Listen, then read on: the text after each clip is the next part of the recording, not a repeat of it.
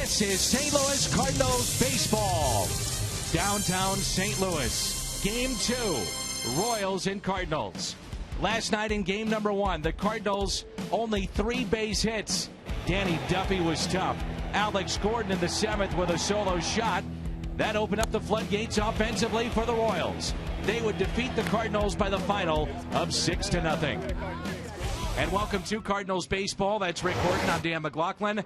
And the Cardinals will try to finish up this homestand tonight with a win. It has been a very tough homestand for St. Louis. Just 2-6 on this homestand, and that's after a very good homestand a week or so ago. So the Cardinals really need to finish strong here, go on to this road trip with a good note. It'll be the lefty, Jaime Garcia, getting the start tonight for St. Louis. Hi, may I help you? A closer look at the lefty when we come back.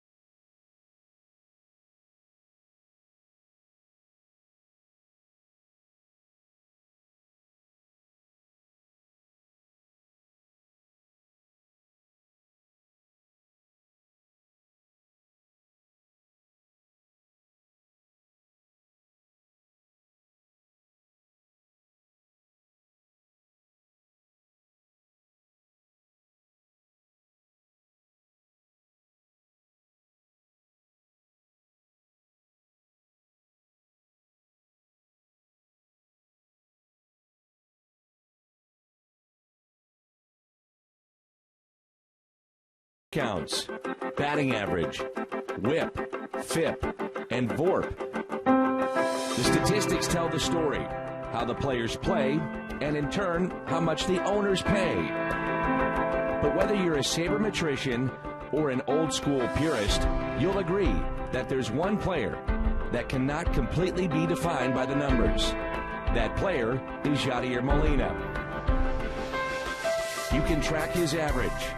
You can time his throws to second. You can count the balls he blocks. And you can calculate his WAR. But that only scratches the surface.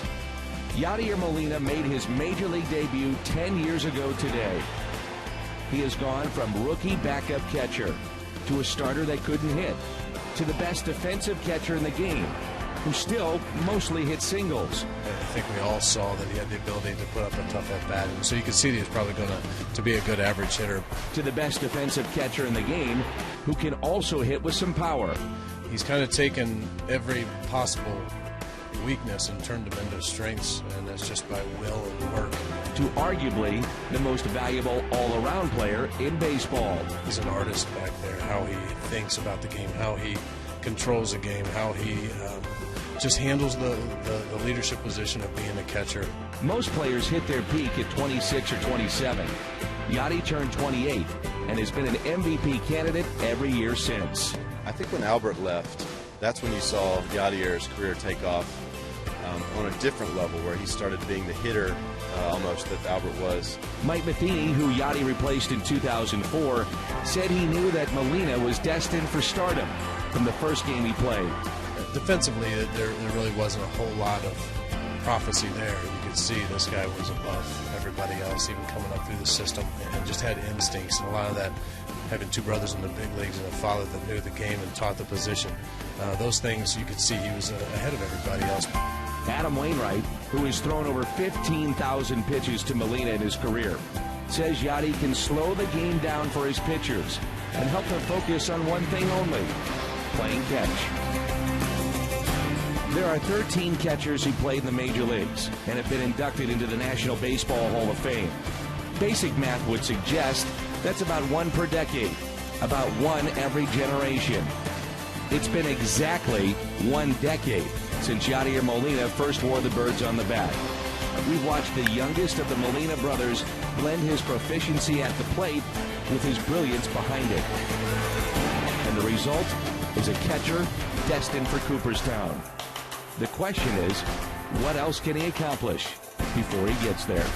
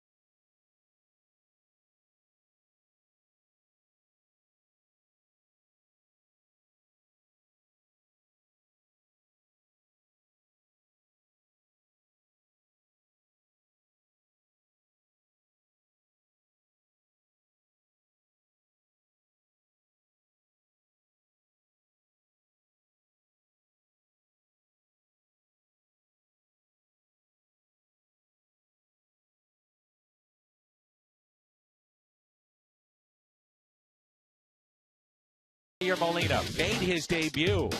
It was just 4 days ago. The Major League debut for Oscar Taveras. Both in the lineup tonight. Baseball next.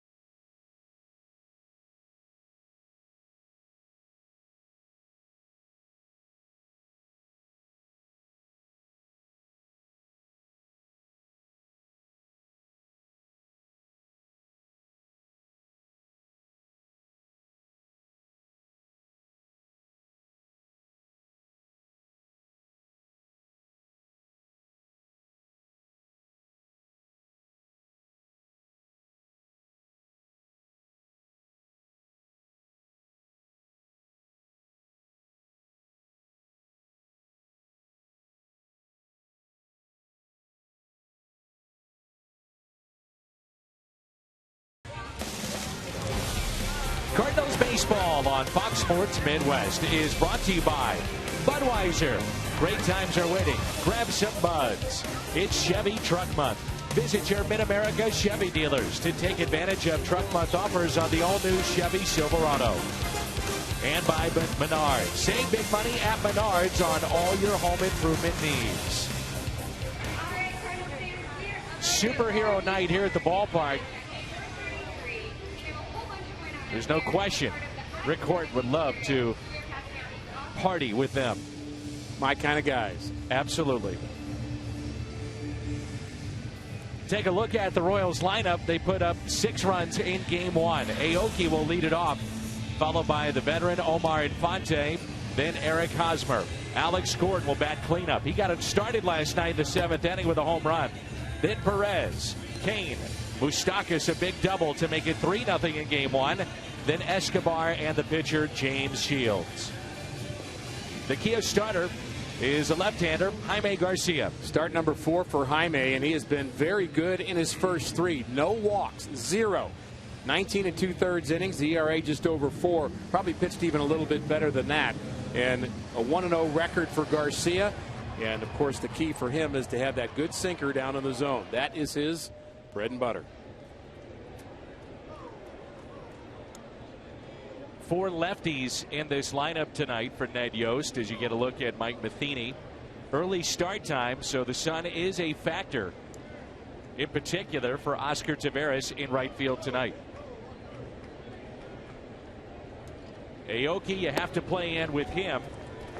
6 bunt hits this year. That leads the American League. And a 5-way tie for the Major League lead in terms of infield hits. 13 this year. Ground ball, that's pulled foul. We studied his eyes last night. We've seen him doing it already where he's looking down the third base line and the first base line for an option. C.B. Buckner calling balls and strikes. Trip Gibson at first. Dale Scott, the crew chief, at second. Dan Isonia is down at third. 0-2 the count. And the next by Jaime.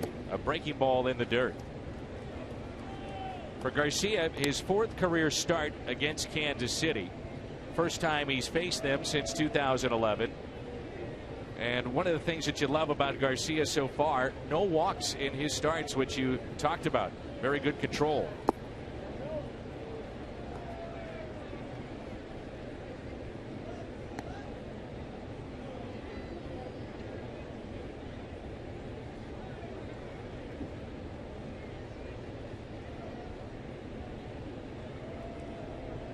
Molina sets up outside and a 2-2. Chopped foul. Garcia, one of those pitchers that you just throw the speed gun away. It just doesn't make any difference. He's not about velocity. It's all about movement with Jaime Garcia. That's his best asset, and the movement is more effective when it starts out about thigh high and ends up just below the knee. Really a downward break on that sinker. There's the slider from Garcia. He also has an outstanding changeup, and I've kind of been an advocate with Garcia. Really, any left-hander with an outstanding changeup, don't be afraid to throw it to left-handed batters. 3-2 is put in play. Backing up a step or two is Matt Carpenter. In the outfield tonight, Holiday in left, Jay is at center. Oscar Taveras, another start in right field. Along the infield, Carpenter, Peralta, Wong, and Craig. Craig no errors this season. Molina behind the plate. Around the horn brought to you by Dobbs. You made a great point with Oscar Taveras playing right field today with that sun that we are experiencing. It's very important to me that Colton Wong and John Jay do a good job of communicating with Oscar. And if a ball is hit, don't just assume that Oscar sees it or understands the depth of where the ball's headed. Communicate early and often. Omar Infante signed a 4-year deal to come to Kansas City. There's the changeup. Nothing at 2. He's now in his 13th big league season. And spent the last 2 years in the American League with Detroit.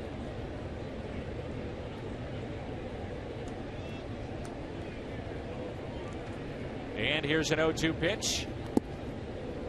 Blocked by Molina. 1-2. Some of the honors handed out, both leagues, the American and National League honors for Player of the Month. Colton Wong, the National League Rookie of the Month. He has made his impact felt since he's come back up and looked like a different player. He's been aggressive, relaxed, confident. And confident is right. Madison Bumgarner was the pitcher of the month, and Tanaka in the American League for the Yankees, the pitcher of the month. We can attest to Bumgarner being the pitcher of the month in the National League. He was terrific against the Cardinals. Think about that staff that he's on too. Lincecum, who's not the pitcher that he once was, a 2-time Cy Young Award winner, but the credentials certainly stand out. Matt Cain. There's a strikeout for Jaime Garcia. He has now struck out 20 this season and is yet to walk a man. Brings in Eric Hosmer. So this May, .333 average, the 4 steals, 6 RBIs, and really a catalyst at the top of this lineup.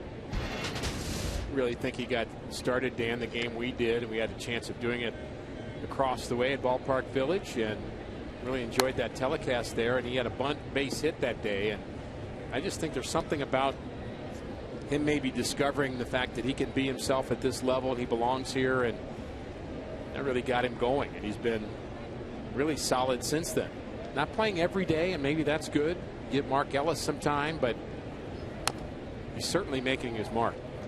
Nothing at 2 on Hosmer, a breakout season a year ago for the first baseman of the Kansas City Royals.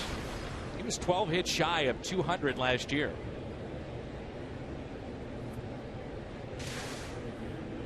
Hitless in game 1. And he strikes out. He's 3 for 23 on the road trip for Kansas City. A couple of strikeouts for Garcia. Half inning in the books. No score from Busch.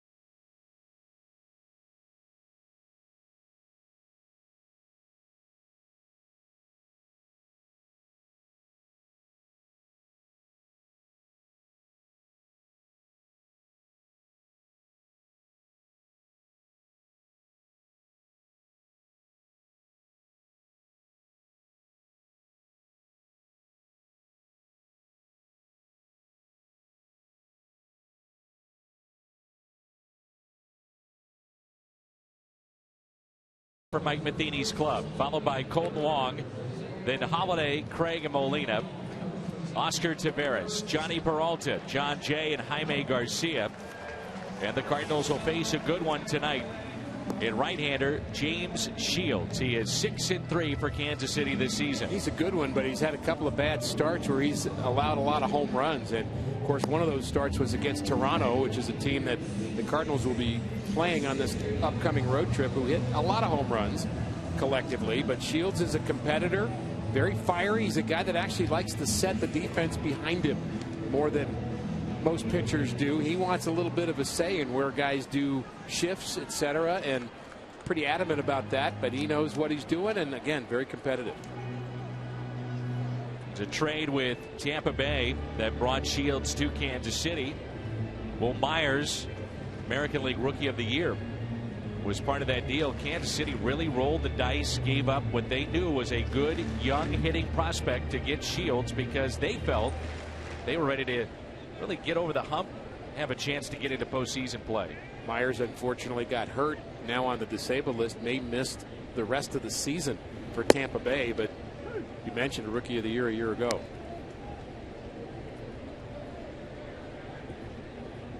.30 walks to mix in with those 66 hits for Carpenter. He's batting .286 and saw his 14-game hit streak come to a close last night. I think more and more, Rick, we're seeing catchers go down to one knee. Have you noticed that lately? I did notice that, yeah.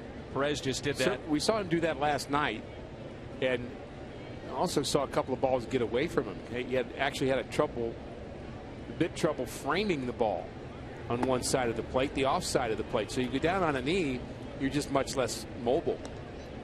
And I've talked to many catchers about this. They say they'll do it not with two strikes normally, because they want to be able to shift side to side. So traditional crouch behind the plate that you see Perez in here, but with no one on, they will do that. It's a comfort level, and the other thing that I've heard is that they feel it gives the umpire a better look at the strike zone. Interesting. Since they'd be a little bit lower. Exactly. Nobody got as low as Tony Pena did. He do that little squat, put one leg way out. A base hit for Carpenter.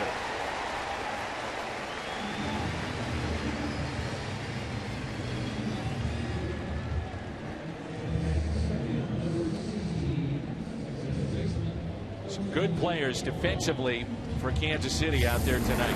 Outstanding left. He won a Gold Glove and nearly 60 outfield assists since he moved to the outfield. Then Kane at center, Aoki is in right, Moustakas at third, Escobar, Infante up the middle. Hosmer won a Gold Glove last year, and so did their catcher Salvador Perez.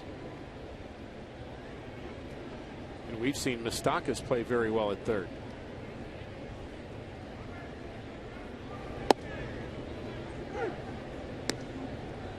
Strike to Colton Wong.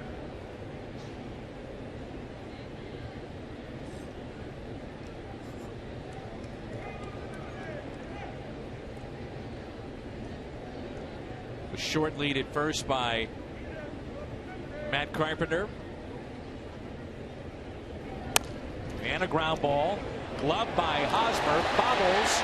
And to first, everybody's safe. Could have been a double play. Instead, nobody is out here in the first.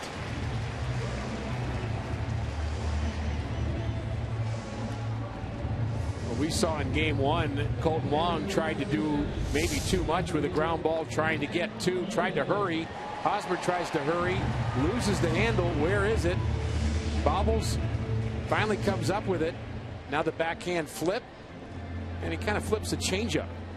Didn't really get a good grip on that either, so that should be an error on Hosmer, and it is.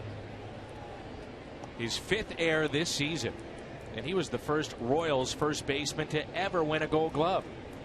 Did that a season ago. Now it's Holiday and a chance to do some damage here in game two here in the first inning. Holiday was 2 for 3 with a walk. Cardinals had a total of 3 base hits, and during this homestand they have hit .216.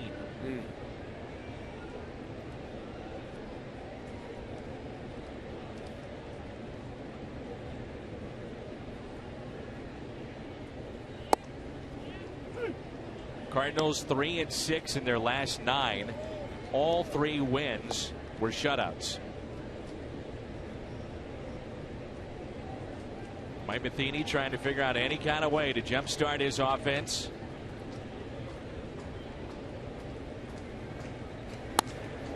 Ripped out to center field, coming on Kane. He'll make the catch. Runners back to second and first as we turn to our Toyota keys to the game. I'm going to actually start with the second one because we're right in the middle of this opportunity right now, and that is not to miss out on opportunities. The Cardinals have not had many of them, and especially on offense, you want to take advantage early. So we're right in the middle of key number 2 right now, doing it right. Try something new in my mind, Dan. Involves a lot of different things. And as I was thinking coming to the park today, there are times where a team and a player and a manager, you know, you just have to change your routine a little bit. Maybe it's batting practice. Maybe it's the lineup. Maybe it's kind of the time of the day that you get to the ballpark. Whatever it might be, there's a time where, because you're a creature of habit, you've got to get out of those habits. If those habits are leading to losses, then maybe just try something different. Bob Force used to say, hey, do something different even if it's wrong. You just got to do that to kind of mix things up. Cardinals obviously in a funk right now, and a lot of talk about lineup changes, and that, of course, is the manager's purview. But individually, players ought to think about, let me start some new patterns. Allen Craig, 30 RBIs. Nothing at 2. Solid month of May to take the team lead from Holiday in terms of RBIs. Did that this past week. Nothing at 2 the count.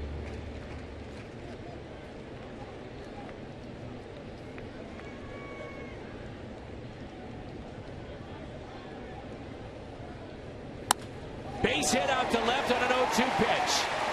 Carpenter will be held up. You do not run on Alex Gordon. Bases are loaded. To give you an idea just how good Gordon has been, 4 outfield assists this season, 58 since becoming a full-time outfielder in 2011, most in the major leagues in that span. That ball was smoked, but Gordon did everything right on that. You see a guy charging the baseball, expecting the throw, wanting to throw, just daring you. Go ahead, try me. And you don't throw runners out from the outfield by sitting back, laying back, and throwing off your back foot.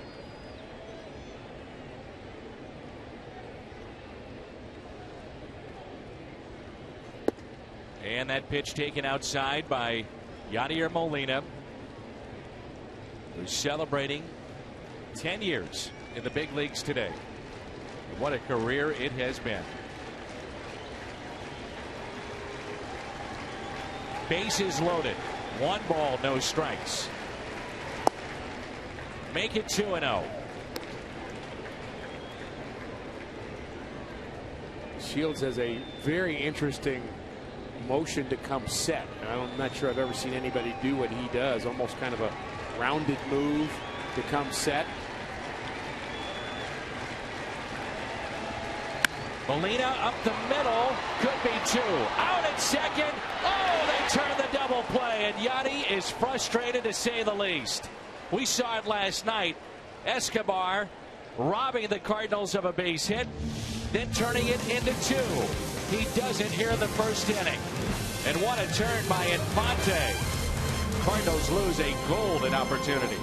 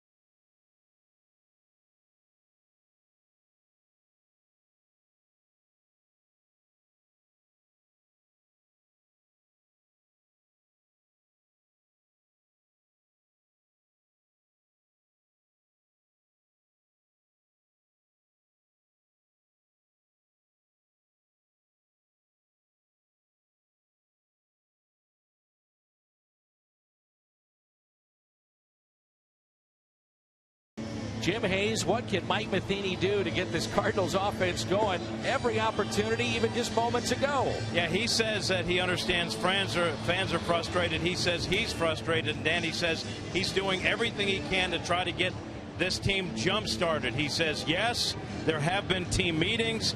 Yes, there have been speeches. He says many, many speeches. And, of course, he's made a number of moves that he was hoping would get this team moving in the right direction. Mike says he understands that people will label him the optimist, but he believes the team will hit. He says this will be a tale of two seasons. The second one will be when his team gets on a big roll, and Danny's hoping for that to happen really soon. Absolutely. It's Alex Gordon who will lead it off, and he homered last night in the 7th inning off of Shelby Miller. And, Jim, a final question. Any news with Matt Adams and how the calf and the leg is progressing and when we might see him back? Still on the DL with a left calf strain. He told me today it's doing better. He says, however, he has not been cleared to run yet. He also said he's not going on this road trip, so he'll have plenty of time to stay back and get some treatment. But he says he feels like when he's eligible to come off the DL, he'll be ready to go. And, Dan, that'll happen when the Cards come home on June 13th. So he's optimistic, though right now he's in a holding pattern. Yeah, June 13th, Washington will be in St. Louis for their lone visit. Thank you, Jim. Good job as always. And then you have a great problem if you're Mike Matheny and John Mozeliak, which is a surplus of outfielders and a surplus of hitters. Now, Matt Adams has not hit for the power that we've seen previous years, but he has hit for average. Little check swing, and Colton Wong makes a very nice play. Alcides Escobar came over from Milwaukee, and a dazzling play last night late. Nice pick by Hosmer. And then tonight, why not do it again? Bases loaded, one out. He robs Yadier Molina. Infante, and Molina's still upset. Look at that. You don't see it usually carried over to the field like that from Yadier Molina. We saw him slam his helmet after he went down the first base line, and then that was after the warm-up tosses by Garcia, and this is Salvador Perez. We understood the situation. His team had not scored a run in 19 innings, and they had a golden opportunity to get on the board first to help out Garcia, and hit the ball okay up the middle, just didn't find a hole. And it wasn't just Escobar. You pointed out very well, Dan, that was a pretty good turn by the second baseman Infante. Actually good yesterday and good today. 2 balls and 1 strike on Salvador Perez.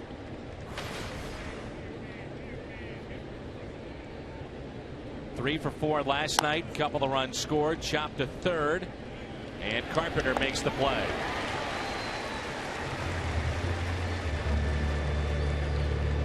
Well, it's been a good start so far for Jaime Garcia. One thing he did last inning that I noticed, people say left-handers, you can't pitch him down and in. Well, guess what? Garcia did pitch him down and in. He went further down and further in. They say left-handers, and it is true, like the ball down and in. They tend to just drop the bat head and like that pitch. But if that's your strength, go to it. Just throw it a little bit further off the plate and make sure it has that good movement, and you can still tie him up, and that's exactly what Jaime did. Lorenzo Cain is hitting .359 over his last 10 games and .328 overall.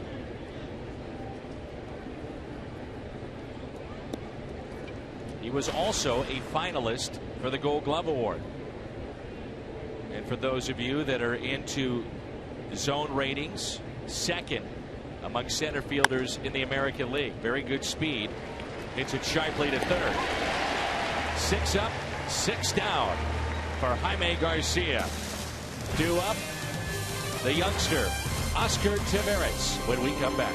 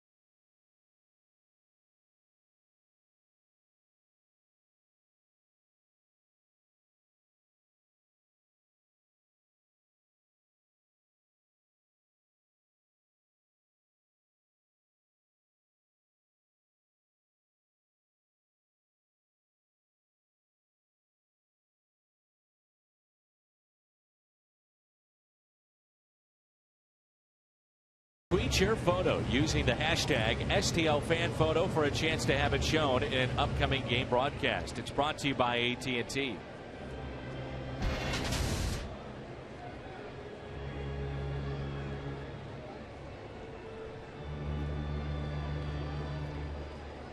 Whitey Herzog ran Kansas City and St. Louis.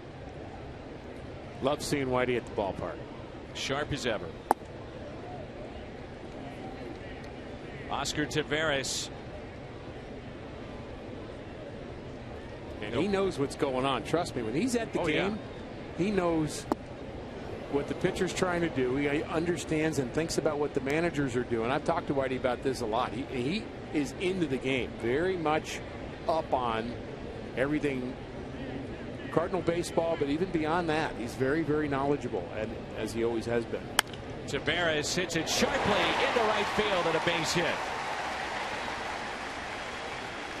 We saw in spring training a couple of springs ago when Oscar had the most at bats of anybody for the Cardinals. The ball just jumps off his bat. I don't think, Rick, there's any doubting that.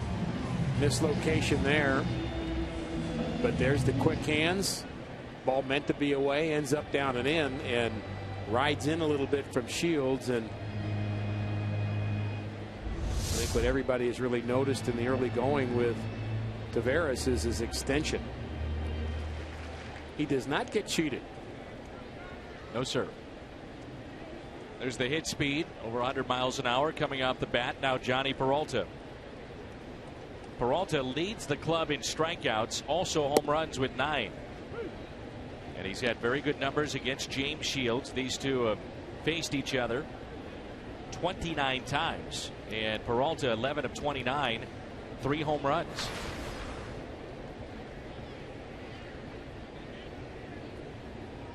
The 0-1.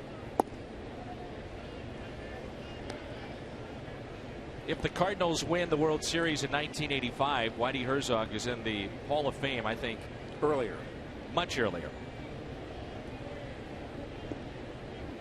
Ran minor league systems, managed, designed teams. Peralta hits it sharply out to left, and the catch is made by Alex Gordon.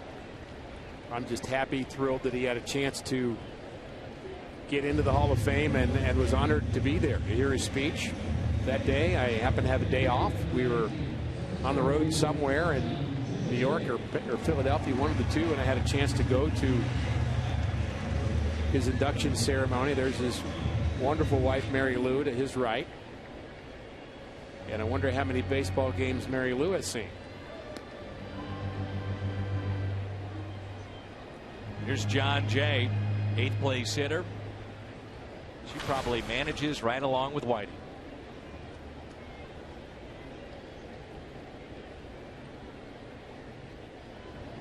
Whitey told me, and I had an interview with him. For those of you that head to the Cardinals Hall of Fame, you'll see that we had a number of guys that we tracked down, Hall of Famers that have ties to St. Louis, and Whitey obviously being one of them. But we got talking about the commissioner's role and what needs to happen there.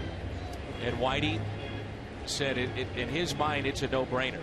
He felt Bill DeWitt, the Cardinals owner, should be considered as the next commissioner of Major League Baseball. There's a ground ball and a base hit through into right field as Taveras stops at second base.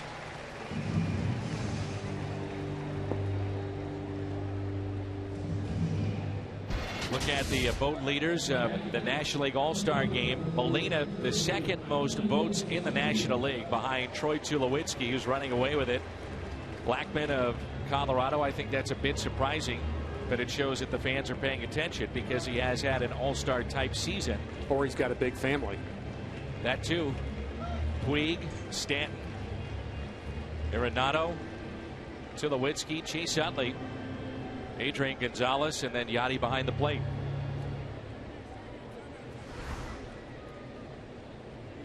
And you can see the All-Star Game only on Fox. You made the point about Whitey and what he thinks about Mr. DeWitt. I couldn't agree more with that. He has said that he's not interested, but that wouldn't stop me from asking him. he's going to be on the committee apparently to help find the next commissioner. A pickoff down at second, and Taveras back in safely. Garcia will be bunting here to try to advance 2 runners into scoring position, and part of the offensive theory here is with the pitcher hitting, the worst case scenario is hitting into a double play. So give up an out, advance a second guy, and leave it up to Matt Carpenter.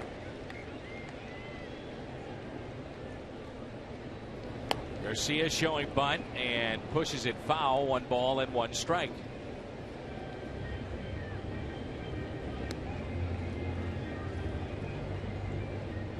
I love getting into baseball conversations too with Whitey and how the closer is used in the game of baseball, and he is adamant in the fact that you don't have to wait for the 9th inning to bring in your closer. And his point being that you could bring him in the 6th inning or 7th inning when the game's on the line. It may not be on the line in the 9th. Part of the charm of Whitey Herzog when you're around him and know him and love him is you could ask him, what are the 3 things the San Diego Padres have to do right now? And you will get a very quick, very thoughtful answer. Garcia puts it in play. Out at second and safe at first. And again, Escobar saving runs here tonight. He had a dazzling play in the 1st inning to rob Yadier Molina, and this time he takes a hit away from Jaime Garcia and was able to even get an out. And you expected maybe the Royals to be moving in their middle infield, and the Cardinals don't get a break because Escobar stands still and is actually moving a little bit towards that shortstop hole, makes the play, and boy, the thing you really worry about almost happened, the double play. But that would have been some terrific double play if they could have turned that one. And credit to Taveras with hustling to third base so Escobar didn't have the short quick out to get the lead runner there.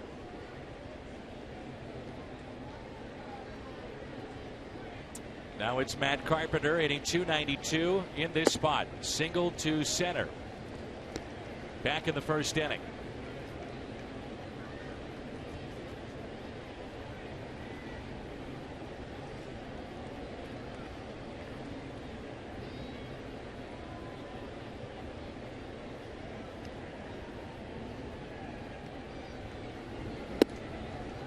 One ball, 1 strike.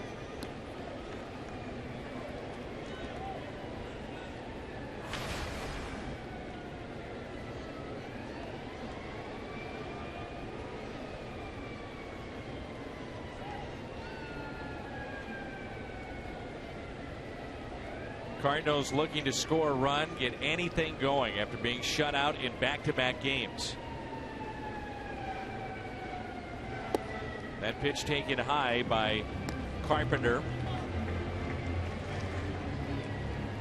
When Shields has had his trouble, he's made mistakes with his off-speed pitches. He almost made one there. He hung it too far for Carpenter to really be able to swing at it, and it just stayed up in the zone. But with both his changeup and his curveball, he's just made some mistakes, and he's paid for it. Cardinals losing consecutive home shutouts by at least 6 runs back-to-back for the first time since 1937. So it's rare when you see what's happened here the last couple of games for the St. Louis Cardinals. 1937, but a chance here for Carpenter to do some damage. Ahead in the count, 3 balls, 1 strike.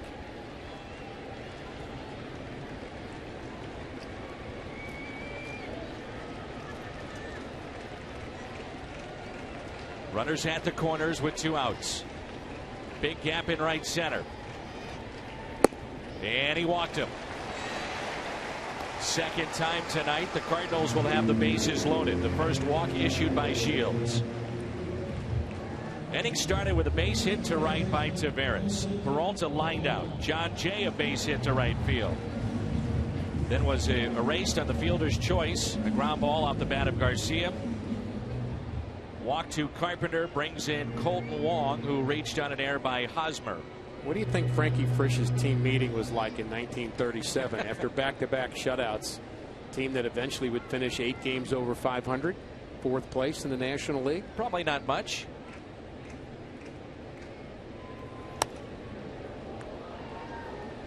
Cardinals that year, Dan, drew 443,000.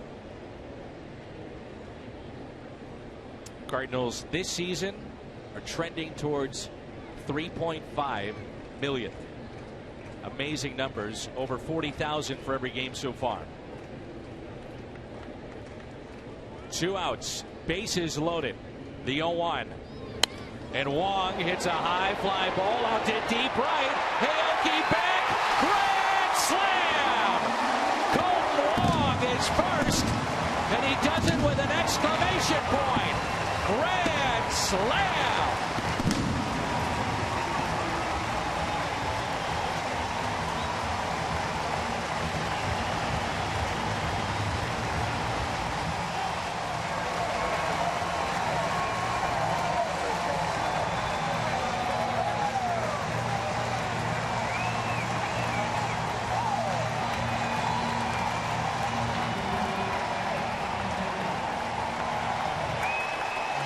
Give it to him. Give it to him. They want the curtain call. That is one happy young man right now. Atta baby.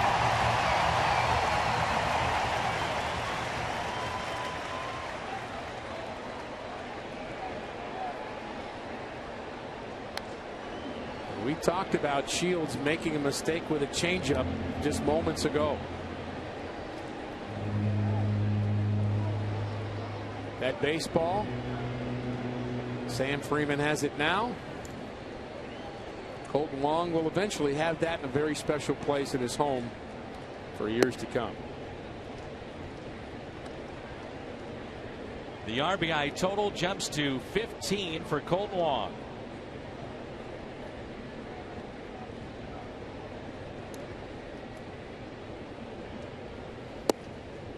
Strike at the knees to Holiday.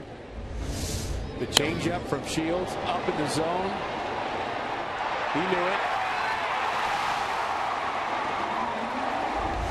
First in the big leagues for Colton Wong.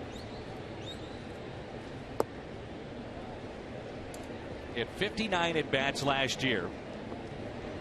9 for 59. He had 1 double.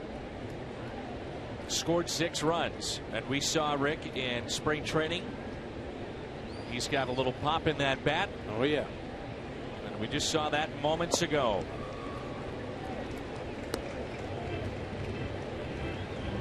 Distance of the home run, 402.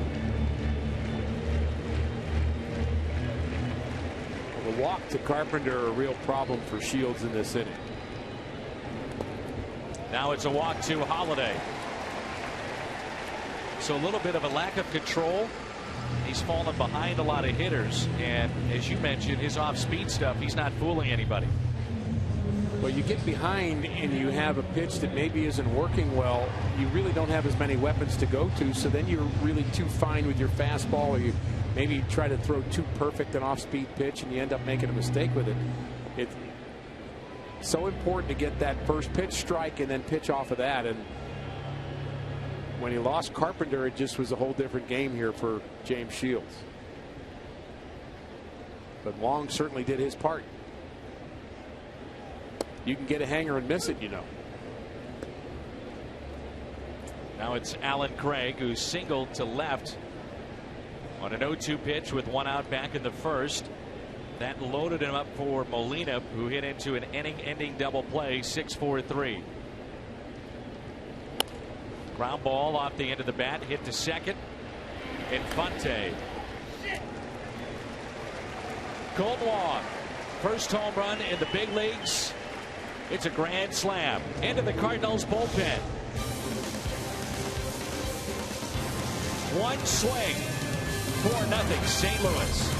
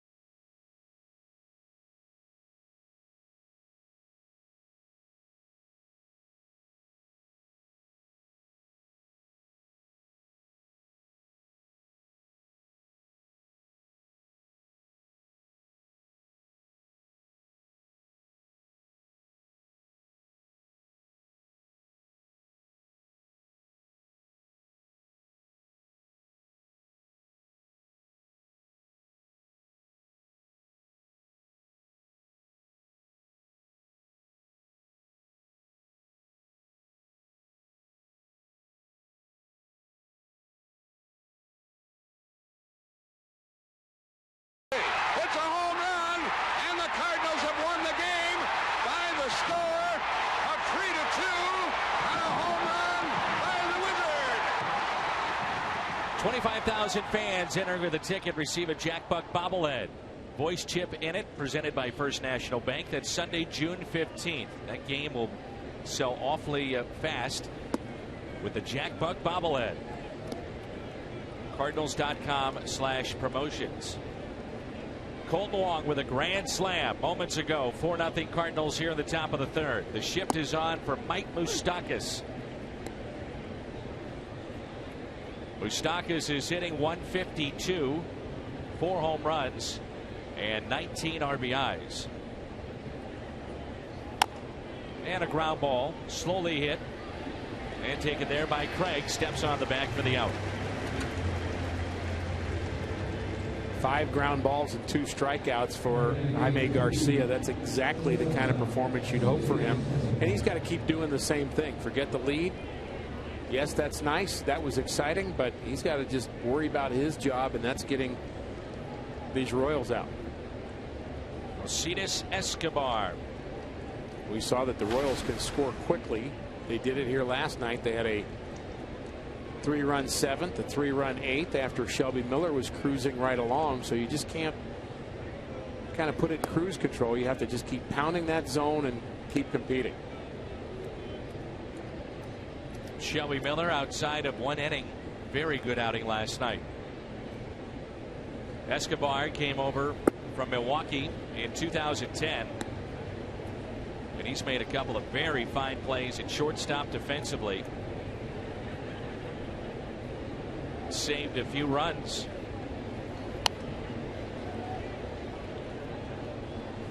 We already saw Whitey Herzog at the ballpark today, who I'm sure is appreciating watching both Kansas City and St. Louis play. Has a heart for really both organizations. But also at the ballpark today, Willie McGee. Had a chance to visit with Willie, and Willie will be entering the Cardinals Hall of Fame this summer. The fly ball out to center. Jay going back, makes the catch.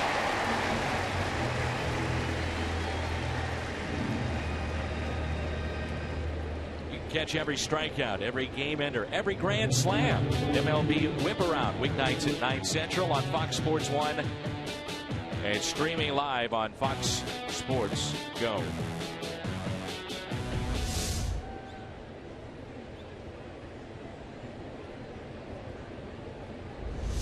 Not a bad seat in the house. Here's James Shields. What's Willie up to these days? Well, Willie was here for an appearance with our friends at Ameren, Missouri, and had a chance to visit with him and interviewed him a little bit for the fans here this afternoon at an event. And Willie is enjoying his role as a coach for minor league guys. He just thinks that's just the most fun place to be. Willie actually had some time in between his appearances today, and he said, I want to come watch batting practice. So there he is with Jamie Pogue talking baseball, and he wanted to be here for batting practice. How about that? And Willie said to the crowd today that he's enjoying kind of helping the younger players learn how to steal bases and learn how to play the outfield, and just really getting a lot of joy in it. He lives out in California and loves his connection with the Cardinals. You can't go any place in St. Louis and find somebody that doesn't like Willie McGee. Never heard a bad word about him. Maybe the Midwest. I don't know. I mean, Willie is such a positive guy. And that's a base hit into right for the pitcher, James Shields. The first hit tonight for Kansas City, and it comes from their pitcher. I asked Willie a question today, Dan, and I'd be interested what you think his answer is. There's the dive by Alan Craig. I asked him, Willie, if you could come back today and you were going to feel younger and had the energy to do it, would you rather get a chance today to hit a home run down a ball in the gap and make a spectacular play, or steal a base? Which would be more exciting for you? And he said, I'm going to take a guess, running play in the gap. It's a good guess. His answer was, I'd rather hit the ball the other way and run out a triple. Nobody ran out a triple better than number 51. So much fun to watch.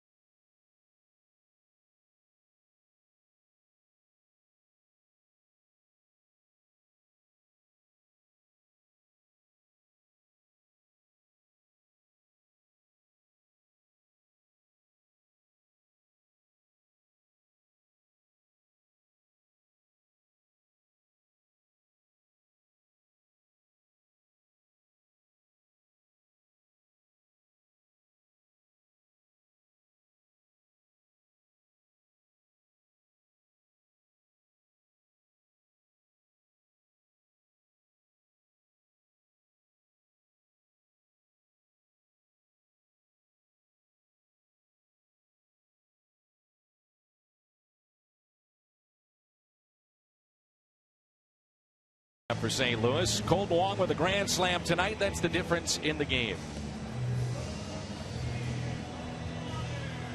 Continue American League play, interleague play. Kansas City for 2, then in Toronto over the weekend. We'll wrap it up, the road trip. A couple of games against Tampa Bay.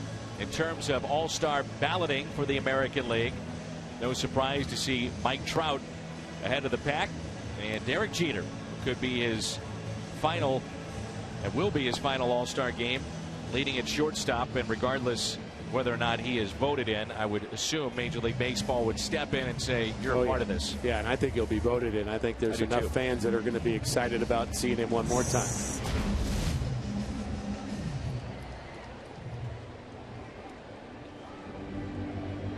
Yadier Molina grounded into a 6-4-3 double play. First 10 starts, 5 home runs allowed. Last 3, 6. And a big one in the second inning by Colt Wong.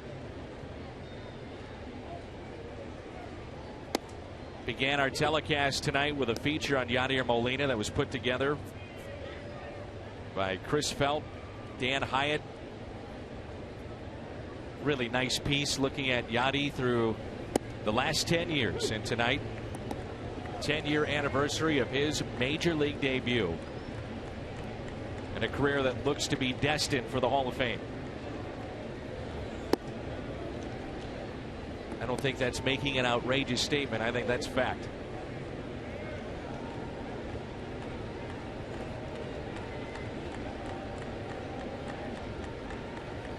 That season, 2004, just over 50 starts, but did make a couple of starts in the World Series against Boston. Everyday catcher of that season, of course, his manager, Mike Matheny. As Yadi hits it off the end of the bat, a fly ball into right. Aoki, former Brewer, puts it away. Some of the accomplishments here for Yadier Molina. 5-time All-Star, 6-time Gold Glover, and won the Silver Slugger Award in 2013, and of course a part of 2 World's Champions, which I think makes a difference when people start thinking about Hall of Fame. And you know, the more you think about Yadier Molina in the Hall of Fame, you think about Ozzie Smith. And I think in some ways similar players, where when they first came to the big leagues, you thought, I don't know about the offense with this guy, but man, can this guy play defense. And that was primarily how you thought of him for the first few years, and all of a sudden the offense kept getting better and better and better. Ozzie made himself into a good hitter, a really good hitter, and Yadier Molina's done the same thing. Tonight for Molina, it start 1,193. As Taveras puts it in play, they had a shift on for him. The third baseman, a high throw, and save at first is Taveras. Moustakas moving to his left. Throw is high to Hosmer. And it's the second error committed by Kansas City in this game. Surprising, Kansas City will make some errors. They'll make the great plays, but they make some errors, surprisingly. And Moustakas, normally very, very solid at third, just airmails this one, and Taveras ducks underneath it. And is he out or not? I think Ned Yost not very sure about this. One more look at it. Hosmer, as quickly as he can, even though he's going up, tries to get the tag down. And is he out or not? Very close. So Ned Yost will challenge the call.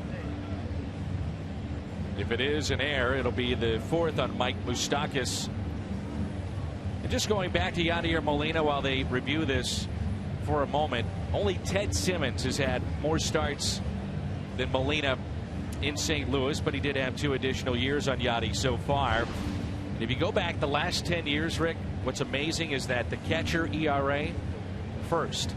Pickoffs, best with 43. Defensive runs saved over that time frame, 101, which is best. And he's caught an astounding 59% of base stealers. So it's been just a remarkable run for Yadier Molina. And he's working harder and harder. We continue to wait on the call here, and I'm guessing this one may be overturned. I have a sense that maybe he did tag him right before the foot hit the bag. We'll see what the umpires in New York have to say about this. But I think the other thing you think about with Yadi, Dan, is he's keeping himself in such good shape maybe we've got Yachty for 5-6 more years, and then those numbers are going to get even bigger and bigger. He has caught over 10,400 innings since 2004.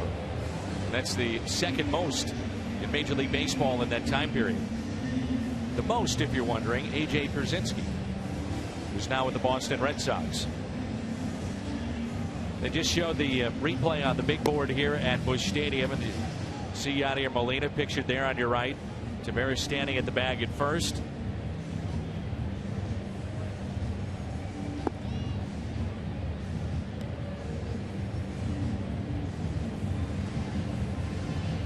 And he is out.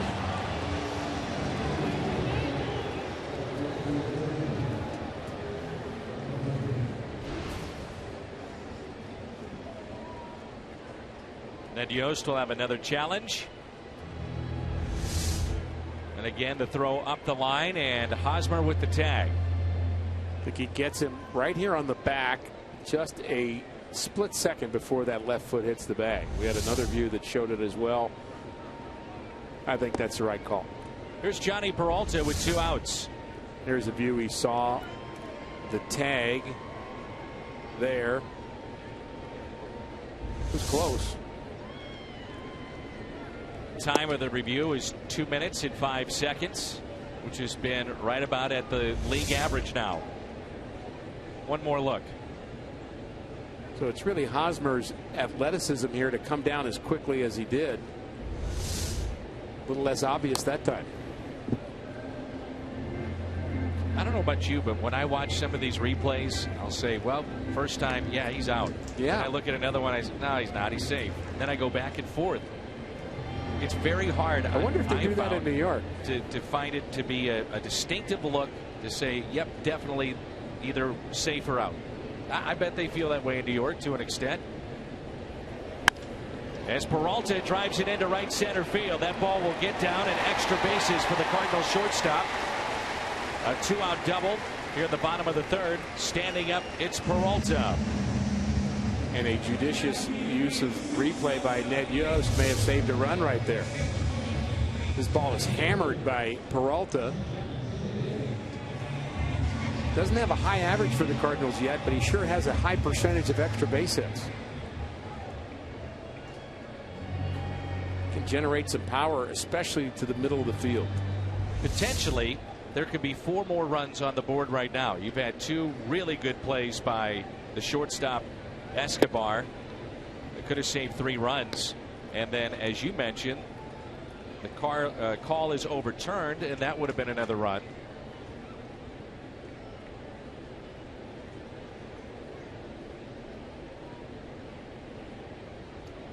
And here's John Jay. Now he is the 8th place hitter, which shields, again, one of those things you talk about in baseball. If he falls behind here with 2 balls, no strikes, would they just elect to put him on and deal with Garcia, or go after him?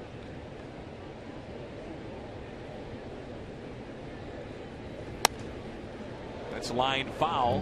1 ball, 1 strike. I think there's enough balls being hit hard right now off of Shields. I think put him on. You would put him on, and you don't want to get into a big inning. You'd like for him to be able to start with the pitcher next inning, but you're also taking a chance. Some managers just never want to put an extra runner on base. I played for some managers that felt that, look, that's just one more guy running around we got to worry about. And I think Whitey was very, I'd say, smart about matchups in terms of when he would go with the intentional walk and when not. I think he just really hated walks in general. Didn't like pitchers on his team that walked guys, period. Felt like, look, we got guys who can catch the ball. And there was a lot of times where you get that little swirling finger move, which was a manager and the pitching coach's communication to a pitcher, and you'd actually kind of move your finger around in a circle. That would mean pitch around him. Be careful. Not telling you to walk them, but just be careful with it. And you had to trust your pitchers to be able to do that. And I hear you and Al talk so much about fastball command. now more so than ever? Do you think it's a concern for managers to say, hey, let's pitch around a guy because of fastball command? They're afraid they're going to miss. Yeah. I mean, they may not have the command, but they sure have the velocity. I mean, it's a whole nother level, 20% more in terms of the average velocity that you're dealing with now. And guys are certainly able to get more strikeouts with it and challenge people, and even miss in the middle of the plate more than you would have if you're throwing 86, 87 miles an hour. You can't make a mistake in the middle of the plate if you're doing that.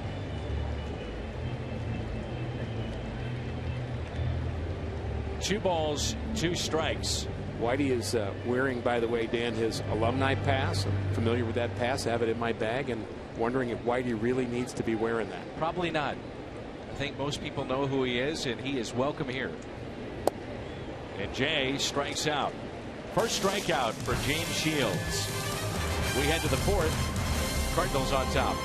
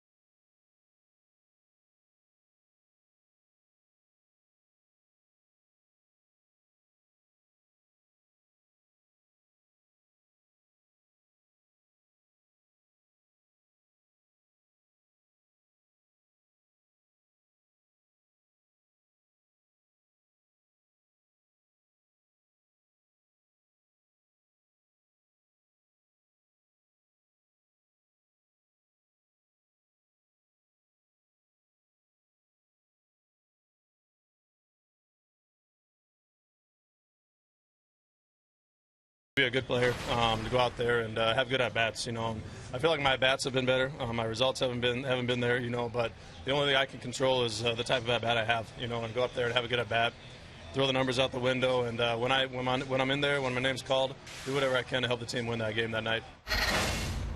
Mark Ellis on the pregame show tonight with Jim Hayes. It's Infante, Hosmer, and Gordon. The Cardinals leading by the score of 4-0 and a grand slam by Colton Wong.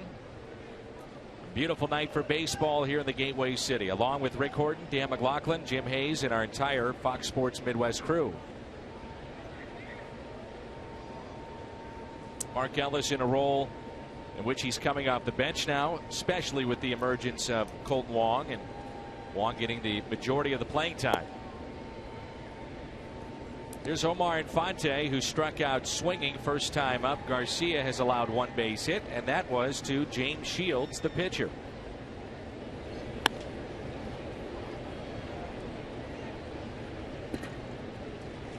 John Jay puts it away for the first out.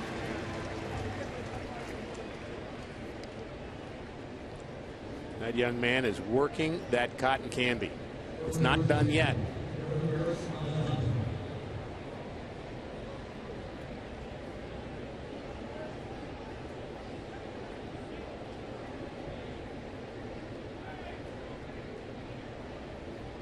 I think people are surprised, Dan, as we heard from Mark Ellis. You know, at this level, players are able to hold two things together at the same time. One is, I want to play, I want to be the guy, I want to play every day, and I want to contribute. But they can also be a good teammate and root for each other at the same time. And I know that's hard for people to really understand. You think about, You know, when your kids are playing Little League and you're thinking, boy, I really wish that guy would strike out so my son could play. I mean, let's be honest. You're not like that at this level. You're rooting for each other, your teammates, and you know that eventually you're going to get your opportunity.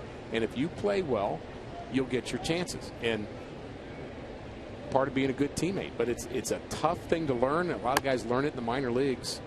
And if you don't learn it, you're not a good teammate. People will spot you in a hurry. 0-2 the count on Eric Hosmer. I had a teammate, Davon Olin, in AAA, who came up to me, grabbed my shirt, actually physically grabbed my shirt and said, we're both left-handed pitchers.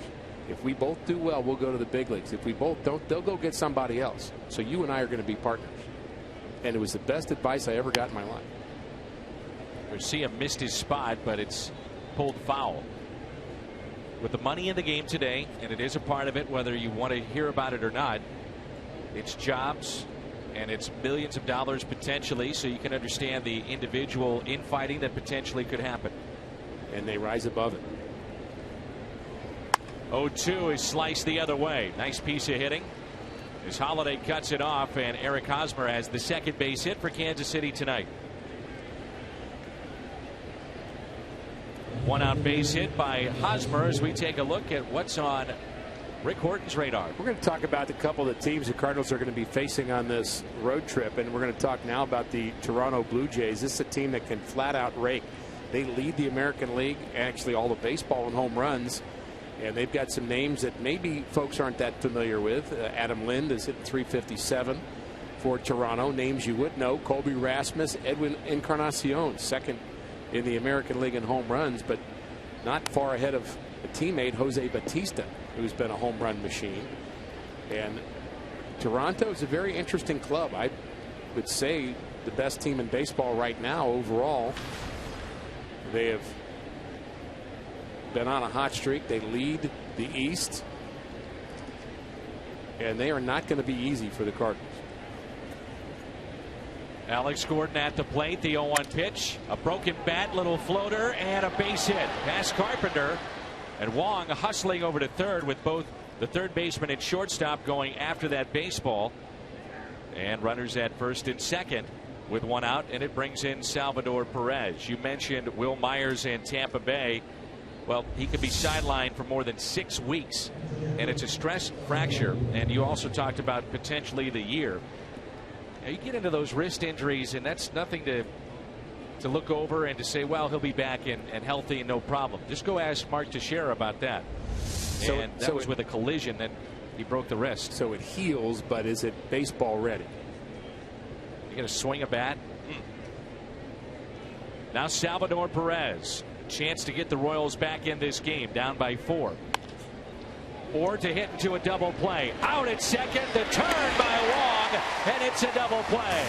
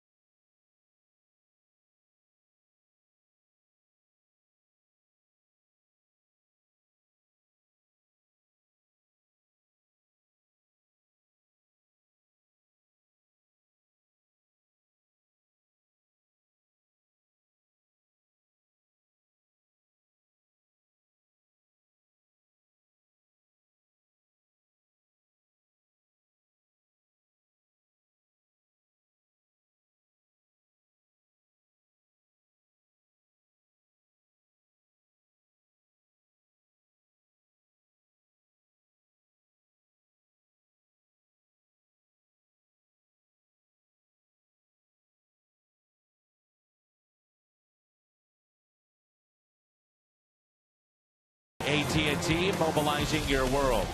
And by Schnucks, your neighborhood hometown grocer for 75 years.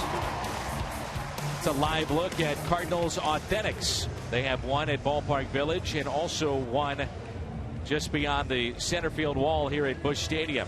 Game used memorabilia, the jerseys, pictures, bats, balls, anything Cardinals related. Just head to CardinalsAuthentics.com. CardinalsAuthentics.com. Jaime Garcia will lead it off for the Cardinals. Underway here in the bottom of the fourth. Garcia, then Carpenter and Wong. Jaime with a base hit into right field.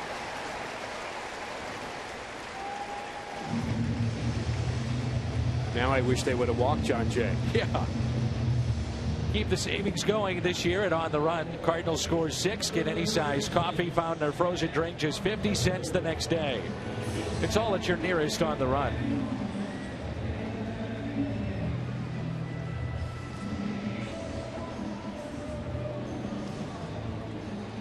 The top of the lineup, it's Matt Carpenter. Single to center. Then walked and scored in the second of the grand slam by Colton Wong. Will Myers, the last major leaguer to hit a grand slam for his first career home run, prior to Colton Wong. Third baseman well off the line and playing in. That's Moustakas, and strike one.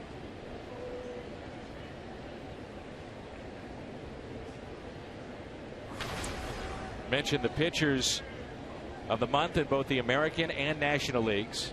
And for the Cardinals, the minor league player of the month is in the major leagues. Randall Grichuk, who had 7 home runs in the month of May, and Chris Perry, who's a reliever at Class A Peoria. Shields makes the play. Advancing, it's Jaime Garcia to second base, and it brings in Colton Wong, who's been on base twice. Sure, Matt Carpenter was trying for more than just a sacrifice there, but he is awarded a sacrifice bunt. I think he was thinking base hit first and foremost. And I mentioned Rickon Moustakas was playing well off the line, so if he pushed that foot or two towards the third base line, would have been a very tough play for James Shields, and probably the only player to make that play.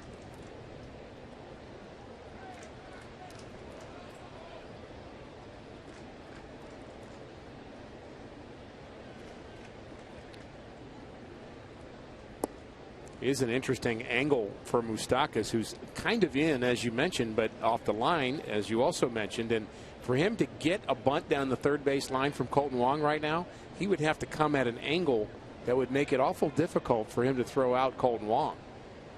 And again, maybe you try it again. Get Garcia to third.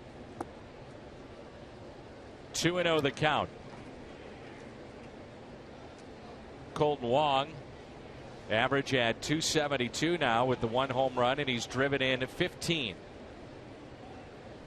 Cardinals with 7 base hits tonight off of James Shields.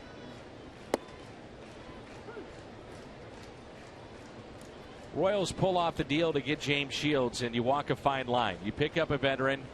You're telling your fan base we're going for it. A franchise that we mentioned last night has had a lot of losing. As Wong hits a little flare that's caught, and it's a double play. Escobar to Infante for the double play. That sends us to the 5th. Wong's grand slam, the difference tonight.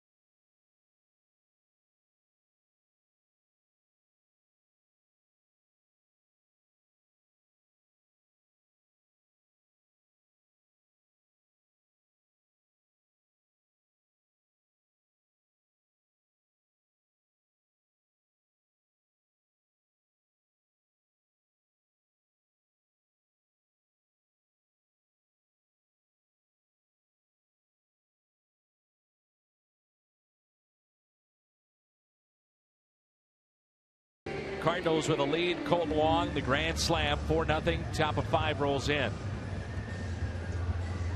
And Jaime Garcia, very effective here tonight, Rick. Yeah, he's been good. A lot of strikes from Garcia. Again, no walks. He is not allowed a walk now in 3 starts plus 4 innings, and showed the good sinker there to Hosmer. And Colton Wong helped him out on the offensive side. One swing of the bat. Cardinals have had trouble with offense, and they got instant offense right there. Holy grand slam, Batman.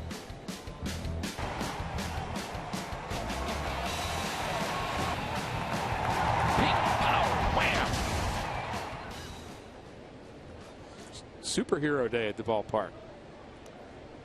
Here's Lorenzo Cain. Your favorite superhero that you've seen so far? Here tonight? Yeah.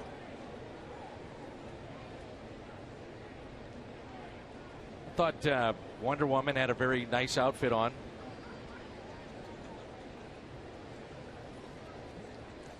Thought that might be one of your answers? I thought it was really well put together. My favorite superhero at the ballpark that I've seen so far is Willie McGee. That's your superhero. You set me up to say Wonder Woman, and you go with Willie. That's what I do.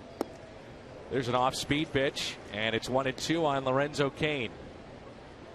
You should have seen that coming. You only have yourself to blame.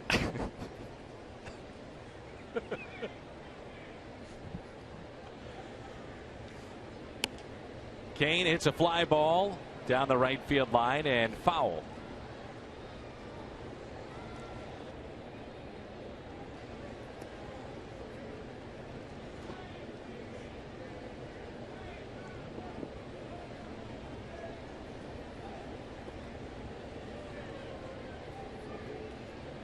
Some of the superheroes have gone to great lengths with their outfits. They have. Yep. They're in front of the ballpark. 2-2. Wait a minute. I'm on that big screen over there. Yeah.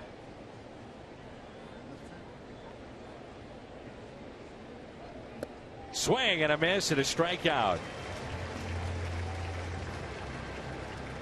Third strikeout for Jaime Garcia. The Cardinals get 9 hits tonight. They're on their way. They have 7. You're invited into Krispy Kreme tomorrow. You'll receive a dozen of their original glazed donuts for only $3.99. So you can stop by one of the 4 St. Louis area Krispy Kremes for this sensational deal. Shift on again for Moustakas. We've seen him pull the ball quite a bit in this series. And a good breaking pitch from Garcia. He'll have maybe a little variance on his breaking pitches, Dan, that I think helps make him effective. He'll throw a curveball that's more over the top, and he shows a little short slider, which is what he started out there, and that's the bigger curveball. And when you have 2 different breaking pitches, I think that often confuses a batter. You think you see something out of the hand, and it's just a little bit different.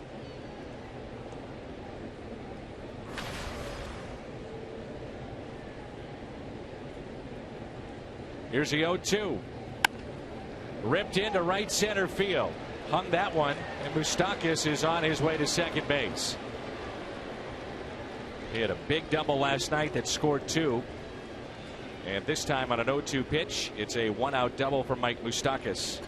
Yeah, in both cases, balls up in the zone, and it was Shelby Miller last night in the 7th inning throwing a pitch a little bit like this, just up in the zone, and he just didn't miss it.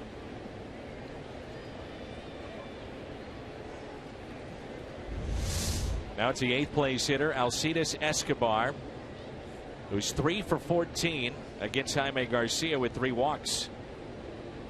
Leads their club in stolen bases. He has 15. They have 2 players in double digits in steals. The Brewers have jumped out to a 1-0 lead against Minnesota. Ryan Braun with an RBI. Milwaukee, the best 58-game start in franchise history, and they have Gallardo going tonight. Here's a 1-0 pitch. The Cardinals start playing 5 games back in Milwaukee. They're at home tonight, by the way, against the Twins. And for the Kansas City Royals, they'll be playing catch-up, trying to figure out a way to get with Detroit. They are 6 games back of the Tigers.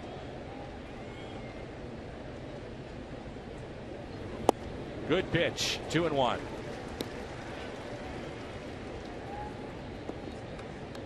Garcia misses way high, way in, and then he paints with a changeup. Way out in front was Escobar.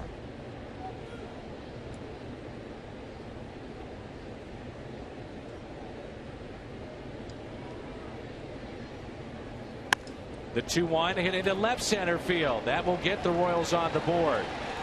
Escobar will change spots with Moustakas. Back-to-back doubles, or could it be a triple on his way to third? In there. He can run. RBI triple, Alcides Escobar.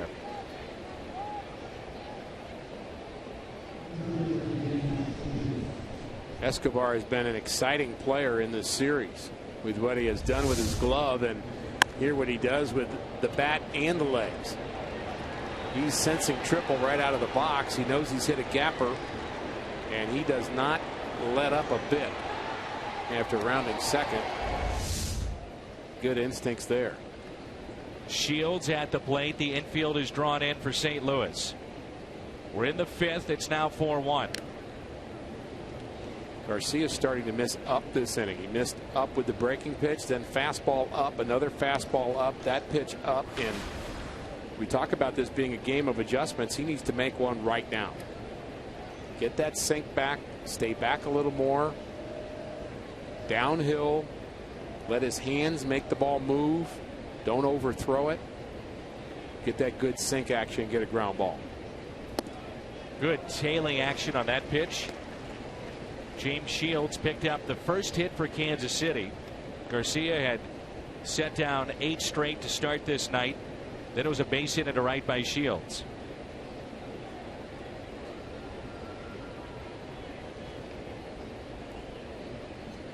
In the dirt, blocked by Molina. Indication there, throwing changeups to the pitcher Shields, that's a pitch he feels he has better control of right now than his fastball. And that's part of the adjustment that you make. Your catcher, Molina, has to make it along with you. And he has to see that, wow, there's something wrong with the sinker right now for Jaime. But boy, that changeup's still working. Up and in.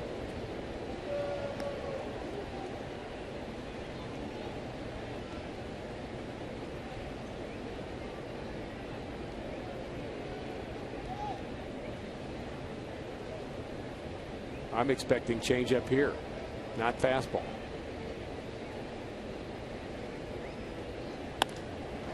In the air, deep left. Holiday won't get to it. It's another extra base hit off of Garcia. And with that, it's now 4-2, and the Royals right back in this game. The first hit for James Shields this season.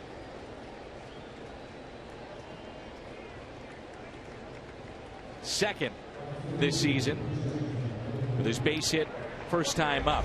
Came in hitless into this ball game. Breaking ball from Garcia, and this 2 up a little bit. Middle of the plate, and Shields, pretty good swing there. So 2 for 2, and the tying run will come to the plate in Aoki, who is hitless. 0 for 2. Corners are in. Up again with the fastball. Fastball's really eluding him this inning, and everything else is set up from that fastball, and that's the struggle right now for Jaime.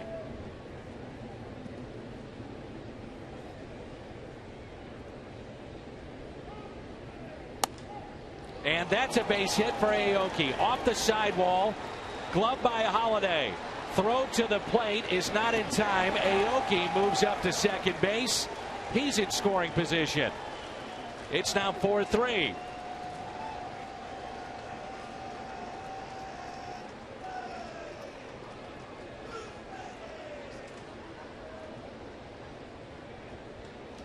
I think Holiday throws to the wrong base here, but I can understand why. It's the pitcher running. So he thinks he's going to have a chance at getting Shields, but Shields not only has shown he can handle the bat, he also really didn't have any trouble scoring on that, so the Cardinals allow another runner to get into scoring position. And really everything has been up this inning from Garcia, and he's just not finished a couple of pitches. We'll start with Moustakas. This is a breaking ball just sitting up out over the plate. That was a double. There's a fastball up middle of the plate. That's a triple.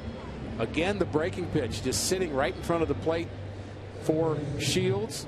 Fastball up this time, and when I say up, belled high up without the normal sink that you see from Jaime. It all began on an 0-2 pitch to Moustakas. That double into right center. Escobar the triple, double by Shields, and now the double and RBI for Aoki. It's a 4-3 game. Here's Omar Infante, 0 for 2 tonight. I think they're giving Aoki a single, and he went to second on the throw. I could see it going either way with that. The ball that is hit down the third base line and then hits off the sidewall. He led the league, by the way, the National League a year ago in singles. Cardinals had jumped out to the big lead, and very quickly they've got their tying run at second base. Infante, 361 in his career against the Cardinals. You look at some of those names, you recognize Altuve and what he's done, but you might miss Aoki and Gordon both. Fastballs all over the place right now for Jaime. Now, he hasn't walked the batter, Dan, but he has been off with the fastball, so he's not throwing it for strikes, and then the off-speed pitches are getting hit. Here's a 2-0 pitch. 3-0. No activity yet in the Cardinals' pen. It unraveled quickly last night for Shelby Miller in that 7th inning. 5 of the last 8 that he saw picked up base hits. It started with the home run by Gordon. He breezed through 6, didn't he? Yes, he did. 3-1 on Infante.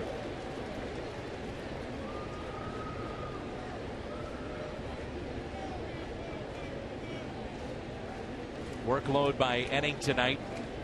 A hot, steamy night here in St. Louis. 24 pitches thus far in the 5th for Garcia. Fly ball out to center. Jay makes the catch. Aoki tags up from second to third. Another hard hit ball. Reminder that Fox Sports Midwest is joining with Cardinals Care to benefit reviving baseball in the inner cities. You can help by golfing in the Ted Savage RBI Golf Classic. That is June 10th at Forest Park. Alumni will be there. Ozzie, Lou, Whitey. Foursomes still available. Cardinals.com/RBI Golf.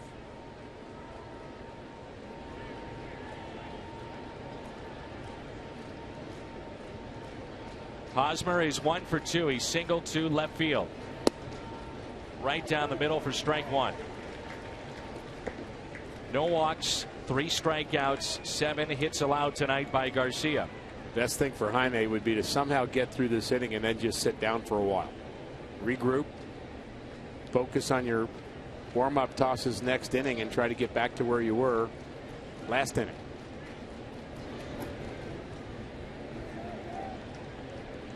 I can see Yachty trying to coach him through pitch selection here. You're trying to figure out, okay, now what's going on here? He's hanging his breaking pitches. His fastball's flat, and he can't figure out the release point. The changeup's good, but I can't throw that every pitch. So how do we attack a hitter maybe differently than we would if everything was working? Up and in.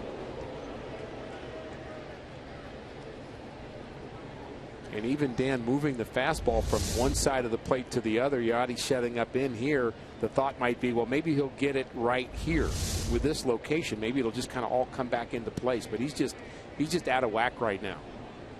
Like a golfer that's off plane, and he's just kind of going back and forth trying to get it right. The 2-1 pitch. 2-2.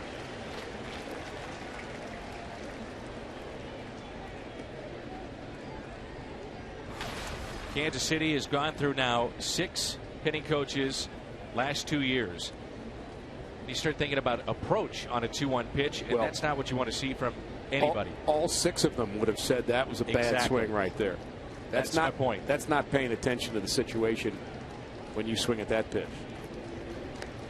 And this one hits him on a pitch that went up and in.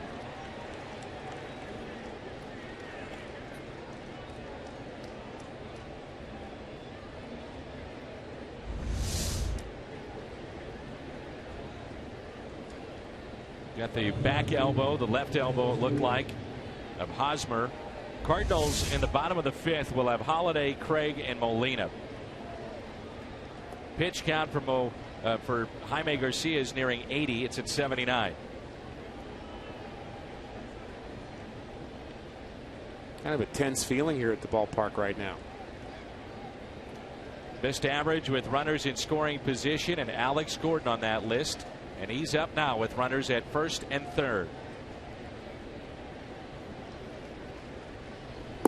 Good pitch there. Gordon grounded out. Ball that was slowly hit towards 2nd. Took a very good play by Wong, and then also single, 1 for 2.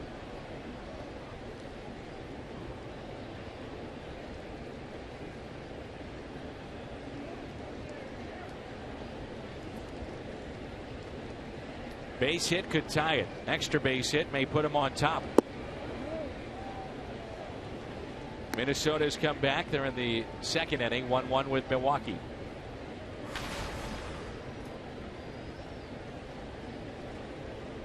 Eighth man to come to the plate for Kansas City here in the top of the 5th.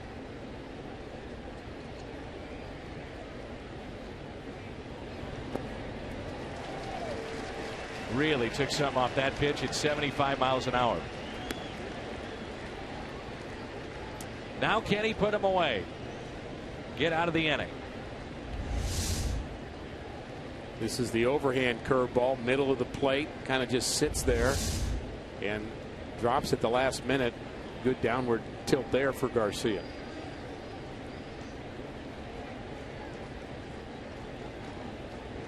The 1-2. So what changes here, Dan, is you go from I have a plan on how to attack hitters to what do I think I can throw effectively, which is an entirely different way of attacking Alex Gordon right now. It's not about Alex Gordon. It's about what can I throw? What do I have most confidence in right now? And Molina's thinking the same thing. It's less about Gordon and more about Garcia right now.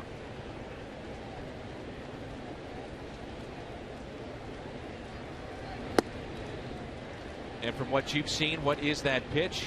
And secondly, what is he doing? Well, it's not his fastball. He's pushing his fastball. He's getting underneath it, falling off the third base, and everything's kind of dropped with his elbow, and he needs to kind of get back to that arm slot on top, throwing downhill. The ball's not even sinking. It's actually running across the plate right now.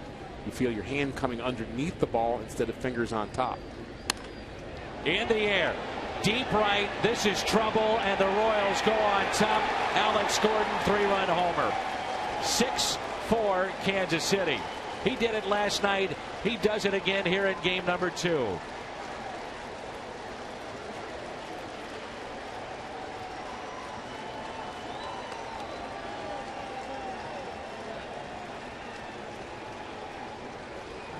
Wow.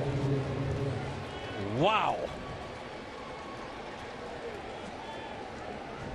What a turn here in this inning. Again, the breaking ball sits middle in, and Gordon doesn't miss it. A team that does not hit very many home runs just put a damper on the Cardinal evening so far. They came in last in home runs. This is Salvador Perez. Slowly hit to the right side. Craig will take it himself, tags out Perez. Kansas City puts up a 6 spot, highlighted by Gordon. A 3-run homer. His 6th this year. 6-4 Kansas City.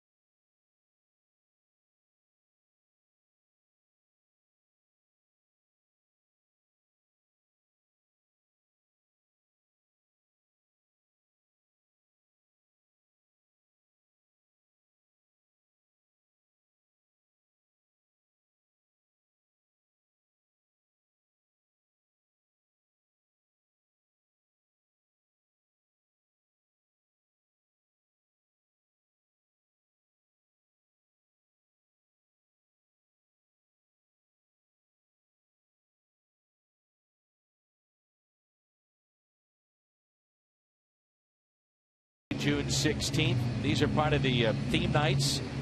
They have special theme tickets. They're on sale now. You'll get a limited edition Cardinals bow tie, and you can get those theme tickets only at cardinals.com/theme. It's also a special night because John Mozeliak will meet with the group.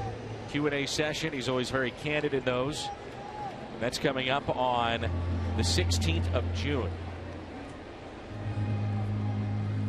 5 hits in the inning. 4 went for extra base hits and a 3-run homer by Alex Gordon. Here's Holiday. Takes a pitch low. Garcia threw 38 pitches in the top of the 5th. And all of a sudden, James Shields, who has not been sharp tonight, has a lead. And Cardinal fans who are enjoying a early Cardinal lead and kind of trying to get rid of that feeling of frustration that I think has been kind of hanging over Busch Stadium for the last week or so, and that good feeling was pretty short-lived. About 3 innings long, and a frustrating inning, I know, for Jaime Garcia. Just couldn't get his release point, couldn't get his feel. It happens, and it's tough to figure out. 3rd walk issued by James Shields, who's just been given a 2-run lead. Let's go back to Rick's radar. What's on your radar now? Well, we talked about the Toronto Blue Jays. The Cardinals are also going to be playing the Tampa Bay team on this road trip, and some names you would know and many names you wouldn't know. Matt Joyce, James Loney, Bed, and Zobrist, some of their best players, along with Evan Longoria, who's really their marquee player. You mentioned Will Myers, Rookie of the Year a year ago, is out with a right wrist issue, and Tampa Bay is off to a awful start. They've actually got the worst record in the American League, surprisingly. I wouldn't count them out right now, but they are actually 1 win shy of what the Houston Astros have. So a bit surprising.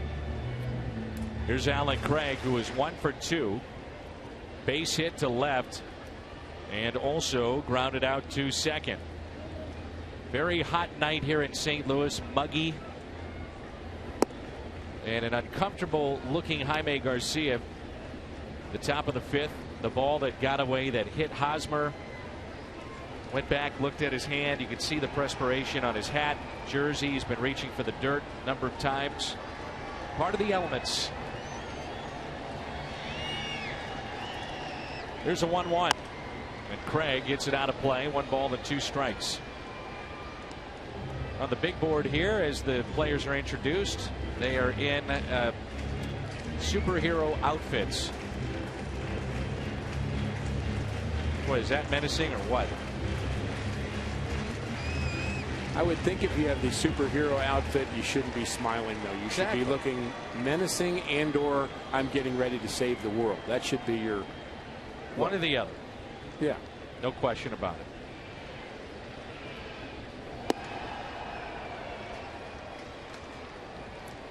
It's an important job. Unfortunately for the players, they probably didn't realize that they'd be superimposed as superheroes, so it's taken off a normal photo in which Alan Craig looks very happy. Thank you for explaining that. That's why I'm here. 2-2, hit to the left side. That ball came up on Moustakas. The defense has let down James Shields a bit tonight. Well, this game's got a lot left. There's no question about it. The Royals and Cardinals both having some sloppy moments here tonight. And another one for Kansas City. We rant and we rave about the defense for Kansas City. And as hard as it is to explain how Jaime Garcia can be going along just fine and then have a bad inning, hard to explain how Moustakas can boot that ball. Close to being his 2nd error tonight. If not for review, it would have been. You see what both teams have done with runners in scoring position. Molina came up with the bases loaded in the 1st and grounded into a 6-4-3 double play. And Rick, you alluded to it. The Cardinals have had many opportunities tonight. The first that came was Yachty up, bases loaded, only one out. St. Louis has hit into 2 double plays tonight. Chopped left side. Runners advance to second and third.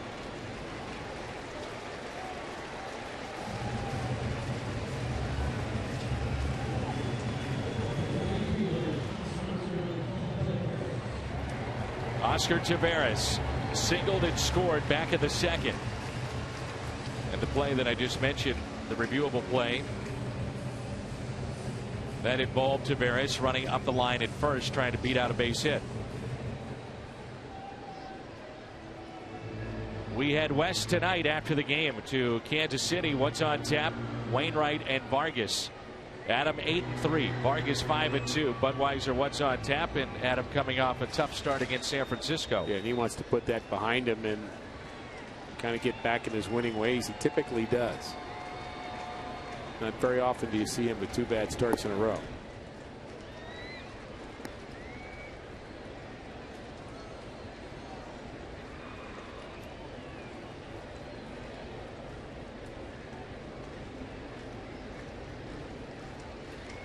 Base hit could tie it up. The next 2, Oscar hit out of play. 1 ball and 1 strike. I will say with Taveras at the plate, and he's off to an okay start. He's had, of course, his big moment, hitting 250 in small sample size, but you really feel confident with him at the plate. Feel like something good's going to happen. Absolutely.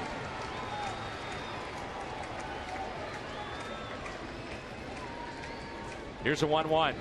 Taveras hits a fly ball down the right field line. Aoki is over, makes the catch. Runners will tag up. And Taveras makes it a 6-5 Kansas City lead. His second RBI this season. Aoki had to make a decision down in that right field corner. Do you catch it or not? I think he does the right thing. He catches it. Sometimes you just got to take the out. It's a foul ball, but you know it's going to be a run. And you know that nice young lady's not going to get the ball because you catch it over top of her head. You have to deal with all that, Dan. Battle the elements, Rick. And Peralta pops it foul.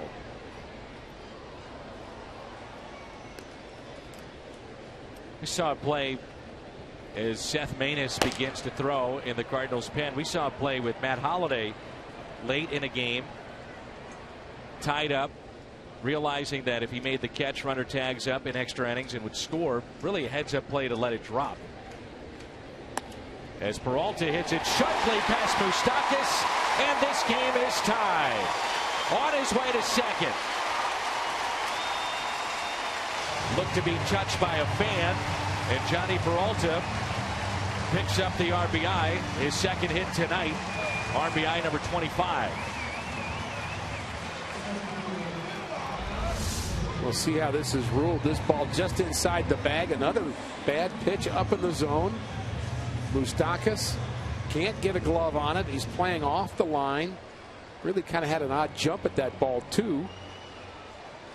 And then it gets by Gordon in left field. So really just a awkward couple of innings here for both ball clubs. Initially I thought it may have been touched by a fan as Jay hits a fly ball out to left. Gordon makes the catch. Peralta stranded. Cardinals have left 5 on, but they tie it up 6-6 after 5.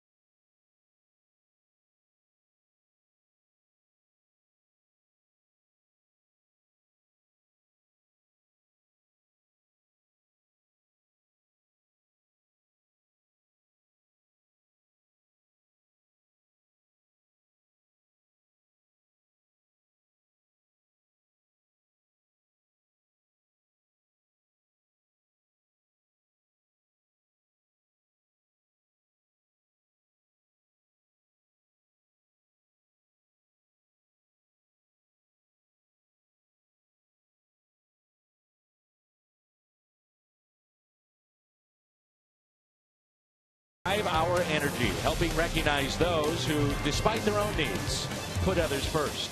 And find a helpful servicing steel dealer near you. Visit steeldealers.com.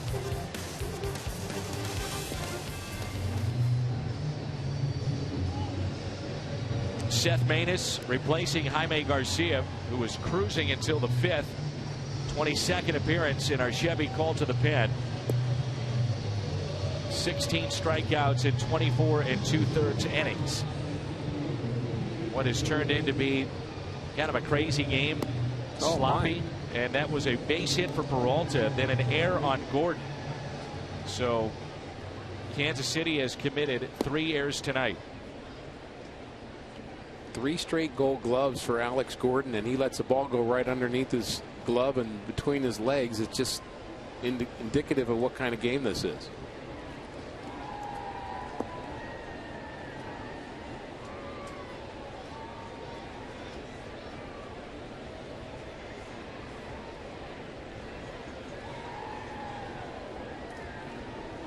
Lorenzo Cain.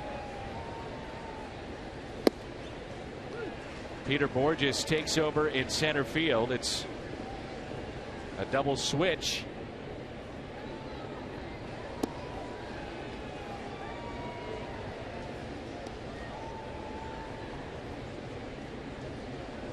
That'll mean Borges will lead off for the Cardinals in the bottom of the 6th inning. He'll hit in the pitcher's spot. Maness stays with it, and he makes the play.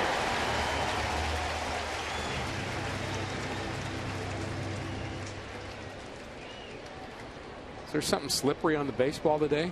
Wow. By the way, that's the 31st double switch for Mike Matheny this year. Next closest is either 21 or 22. This one, to me, makes an awful lot of sense, because what you're doing is you're replacing the last batter that made the out, and you're getting yourself an extra 8 spots before you have to deal with your pitcher again, and you're bringing in a pitcher that you want to throw multiple innings. I think that is the classic time to use a double switch. Here's a ground ball, Moustakas, and it rolls foul. The key there, I guess, Rick, is the multiple innings that you're talking about that you want to get out of Seth Maness tonight. Yeah, and you're allowing Borges to hit in the pitcher's spot, and now with Seth Maness in the 8th spot, you don't really even have to make that decision for a while. Now on the video board here, they have Borges in the 8th spot.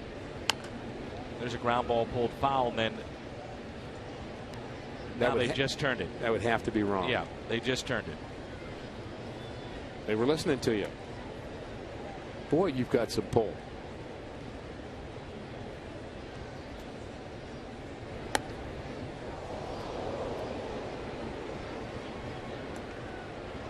If I did, there'd be some changes around here. Oh boy. There's a lefty, Tim Collins. They have 2 lefties in their pen. Moustakas skies one into right center. Borges makes the catch. 2 down.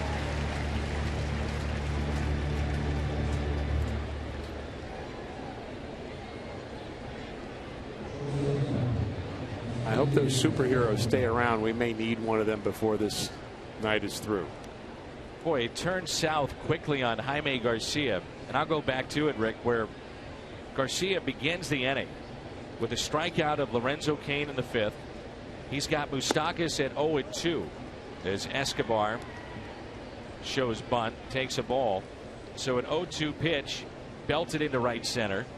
Escobar the triple. James Shields the pitcher a double. Aoki a single. Then the line out, and then with 2 strikes he hits Hosmer on the elbow, and then the 3-run shot by Gordon. But Dan, all of those were the result of the fact that he was just off, and something happened. There's a fly ball out to deep left. Holiday with just enough room. And we'll talk about that, but Jaime just lost it. Fortunately, the Cardinals got those 2 runs back at the bottom of the 5th, and we still have a game. Borges, Carpenter, Wong due up.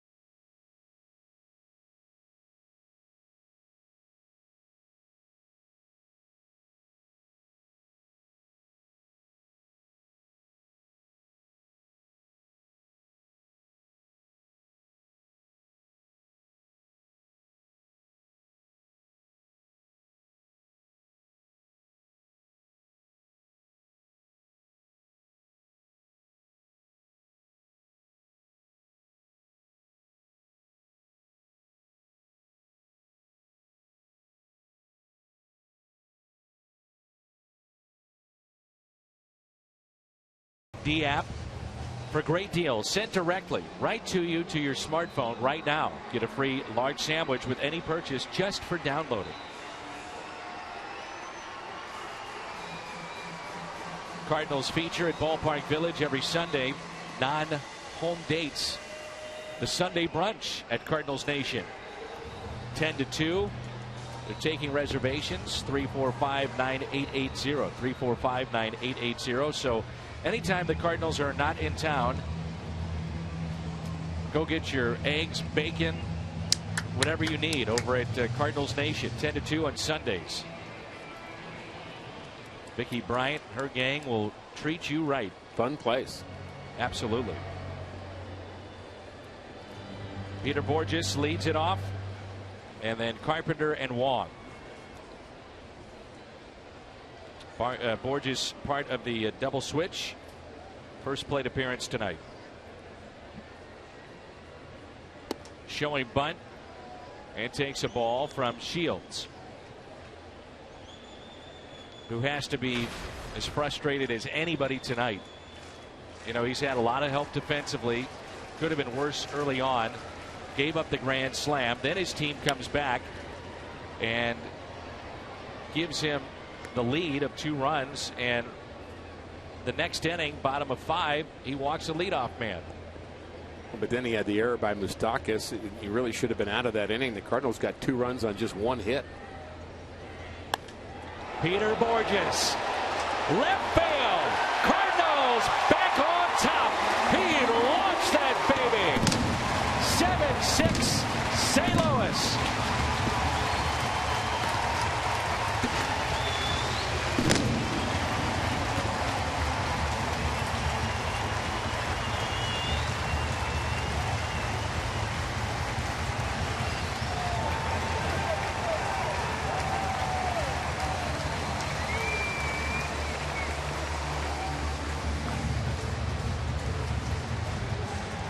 James Shields talking to himself over that delivery. And the Cardinals bouncing back on top again. This has not been a pretty game, but that was fun to watch.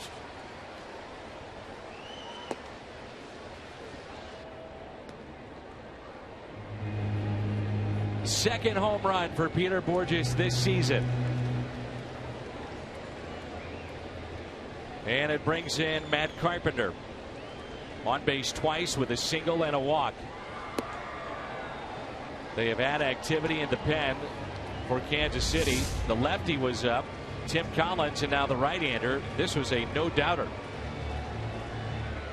I talked about in that 5th inning that Jaime Garcia just lost the feel of the baseball, and the ball was really all over the place in the zone. But Shields has been pretty much that way throughout this game. He has not been sharp either. That home run measured at 422 feet. The Cardinals have the lead again, 7-6. As Matt Carpenter looks at a strike to even it up at 2-2.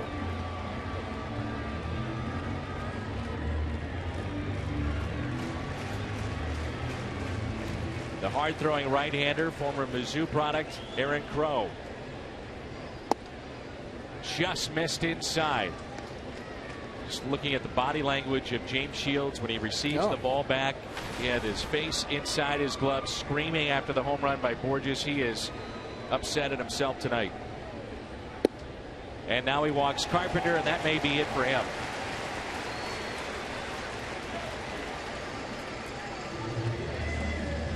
The 4th walk by Shields tonight.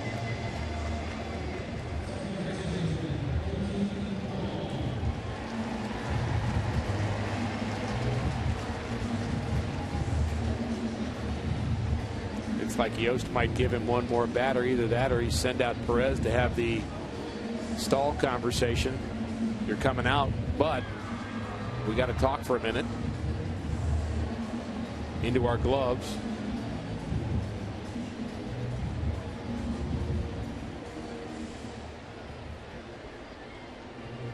He's thinking about it. I'm not sure he's sure which way to go right here. Shields just doesn't look right either. And then you realize if you take your starter out, you're committing an awful lot of innings to your bullpen. Classic manager dilemma. Now Colton Wong, who has reached on an air, hit a grand slam back in the second inning and lined into a double play. Runner at first is Matt Carpenter. Still nobody out, and Wong bunting, bunts it foul. Colton Wong, many major leaguers have done it. First home run is a grand slam, and the second baseman to do that, well, it's an interesting list, but in general, you've got Chris Carpenter, you've got pitchers on that list: Jake Westbrook, Kent Mercker, Donovan Osborne, and your buddy Willie McGee. The last second baseman to do it for the Cardinals prior to Wong, Descalso. He did that last year against San Diego. Skip Schumacher, Felipe Lopez, one of Rick's favorites for a number of seasons, Aaron Miles, and Bo Hart. There's a 1-1 pitch. Taken low and outside. The list that included the pitchers we mentioned was a list of Cardinals who had a grand slam for their first career major league home run.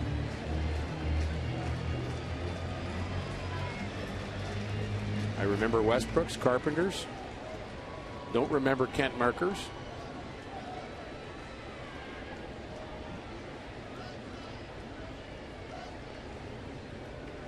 Shields, by the way, is at 95 pitches tonight.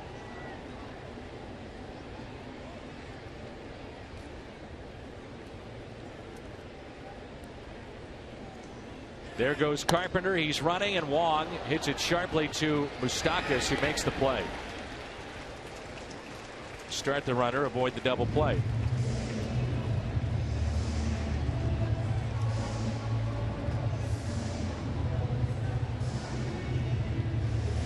Brings in Holiday, who has walked twice and also lined out. Crow is coming in. Double switch coming up.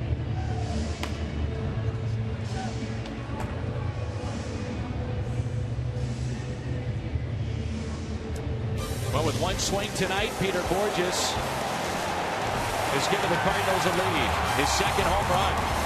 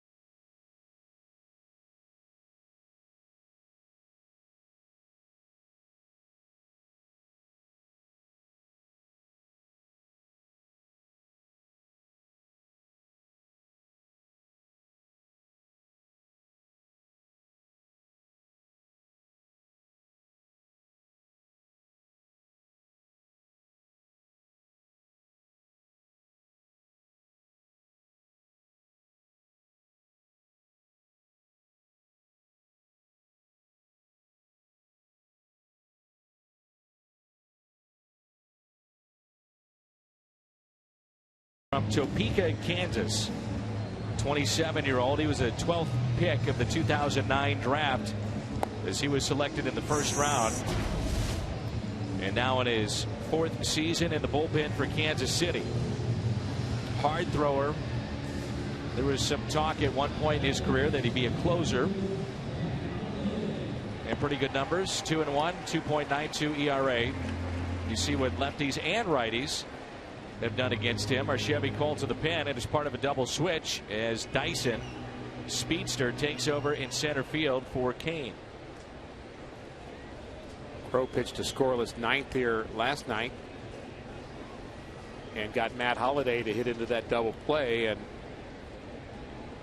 important outs for him here in the 6th inning.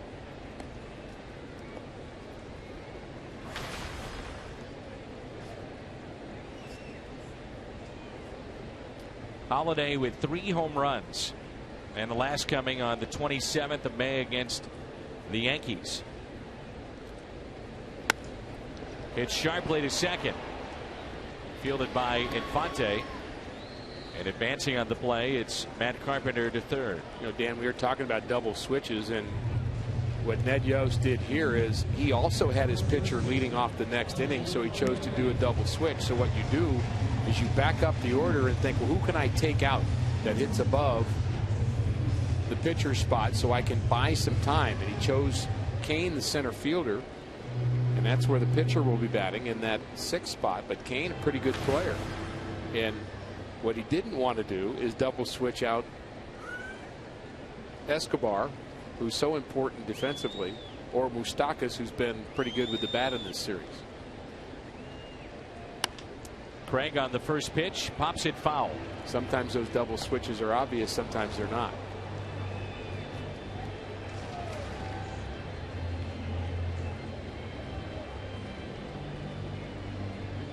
Two outs, runner at third, big gap in left center for Alan Craig. Singled on an 0-2 pitch to left, grounded out to second, and reached on an error by Moustakas and scored in the 5th. 0-2. University of Missouri has really turned out to be an outstanding baseball program. Max Scherzer from there, Ian Kinsler. I can't forget our buddy Norm Stewart, who played on a national championship team for the Missouri Tigers baseball team. I didn't know that.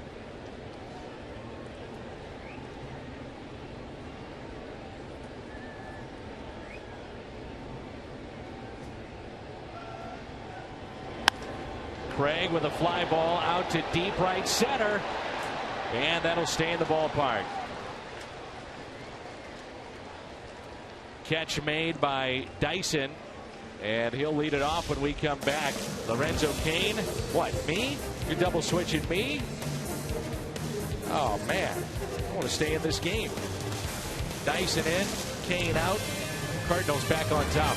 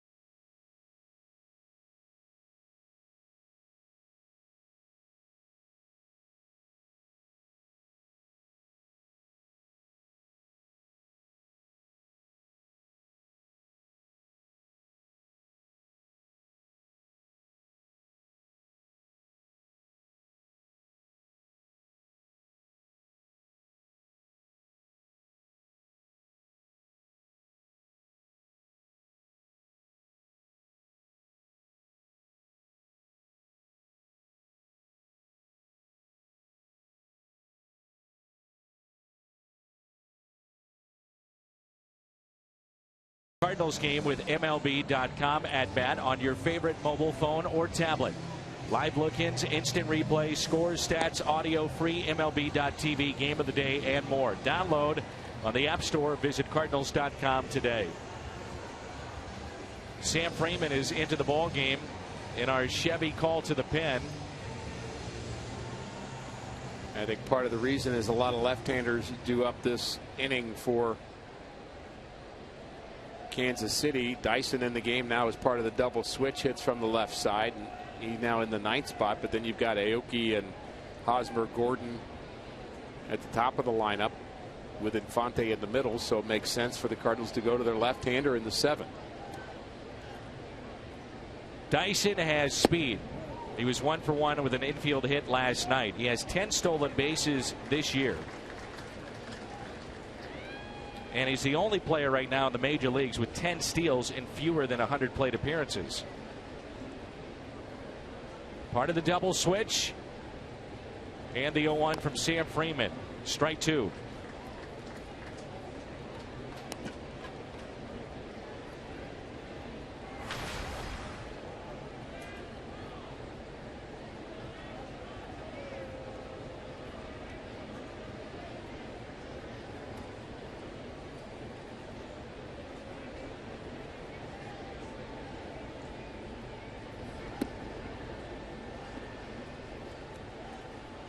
Are you calm, Rick? Are you calm? I'm afraid there's going to be a scoring change. I have one. Most infield hits, 60 for Kansas City. After listening to you last night, I just want to make sure you can handle this. As Dyson hits it to Carpenter, quickly over to first and got him by a step. Johnny Peralta's single now changed to a double, no error on the left fielder, Alex Gordon. Do me a favor, a couple of deep breaths and take off the headset and excuse yourself for a good 5-minute period, a cooling off period, if you will. Well, let me start out by saying good for Johnny Peralta. Can I say that? Absolutely. And I might say that there's a possibility, I don't want to go too far with this, that I actually understand that particular change because the ball was deep into the corner. Now, the play by Gordon wasn't very good, but would Peralta have had a double anyway? It's debatable. So my blood pressure's fine, but thanks for asking. 1 ball, 1 strike on Aoki.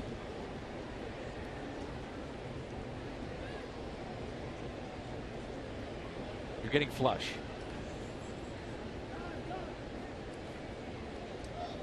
Get this man a water, please. We get him a water.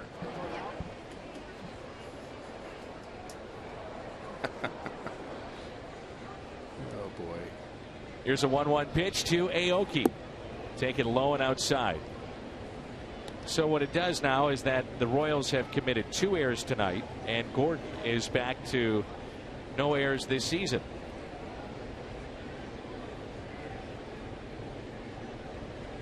The 2-1 pitch, Aoki peeked down at first and swinging away. We have noticed, and you talked about it earlier, you talked about it last night, when he takes that peek, Rick, he does it late, very late. Yeah, when the pitcher's in the windup. I mean, it's one thing to check it out, but, you know, it's hard to hit a major league fastball, especially with Freeman throwing it at 95.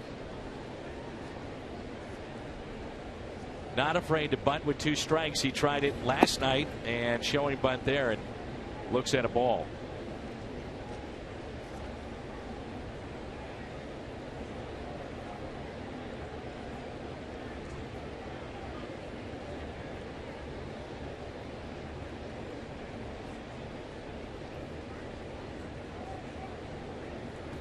The 3-2 pitch.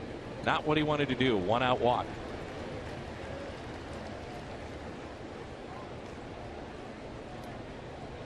First walk Cardinals have issued to Kansas City. 10 years ago he made his debut, and since June 3rd of 2004, we mentioned these numbers earlier, but remarkable. He is our BJC Healthcare difference maker, Yadier Molina.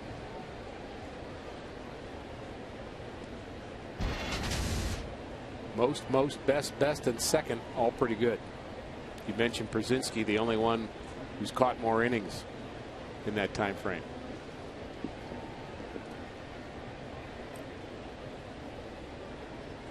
One out, runner at first. Keep an eye on Aoki. He is 7 for 10 in stolen bases.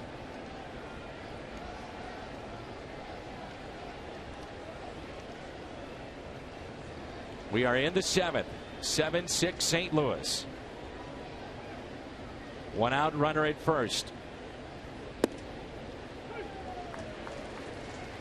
Omar Infante has struck out swinging, fly to center, and lined out to center.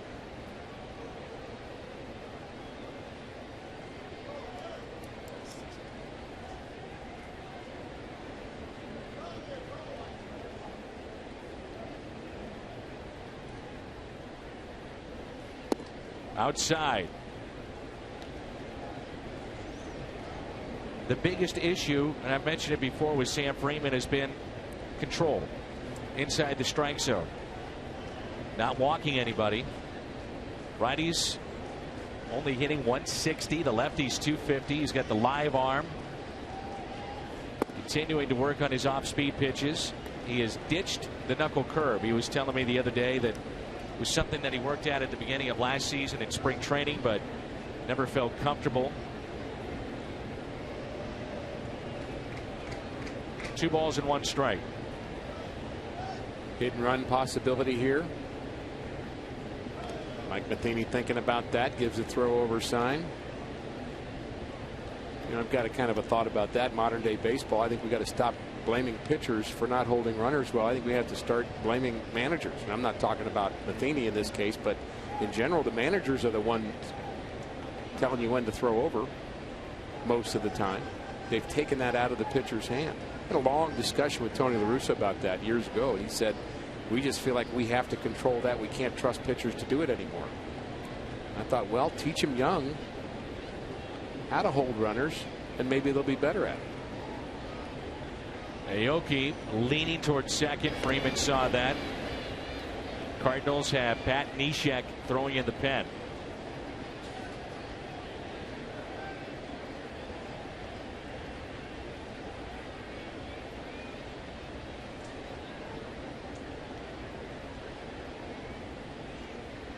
You were very, very good at holding runners on. One of the best pickoffs when you were playing. Haven't seen Freeman's move all that much. It's more of just throw it over and to show it. A little better than I remember it a year ago. He's at least trying to vary his times, and that's as much to it. You talk to any base stealer, elite base stealer of whatever era, and you ask them what's the worst thing you can do, and the answer is hold the baseball. If you hold it, they get antsy and they get a little stiff, and they're not quite sure when to go. They get locked up, I guess is a better word.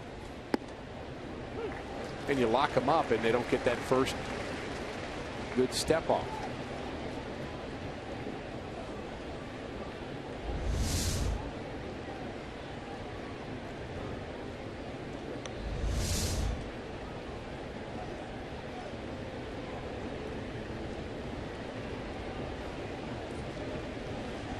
Two balls and 2 strikes.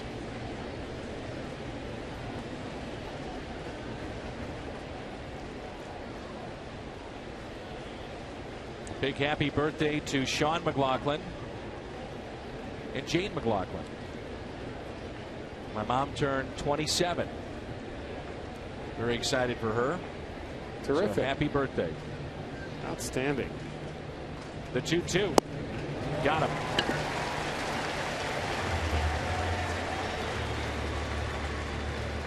Strikeout of Infante, and it brings in Hosmer. There's the changeup grip, kind of a split grip there from Freeman. Infante was way out in front a couple of times on Garcia. Now he is on Freeman as well.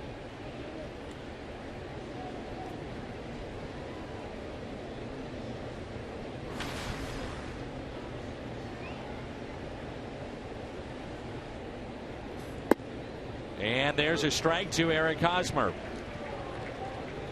Hosmer, a struck out, single to left, and then with 2 strikes was hit by a pitch from Jaime Garcia in the 5th. With 2 runners on, the next batter, Alex Gordon, with a home run. At that point, put Kansas City on top 6-4. Cardinals tied it up in the bottom of the 5th. Took the lead on a Borges home run. And that's strike two.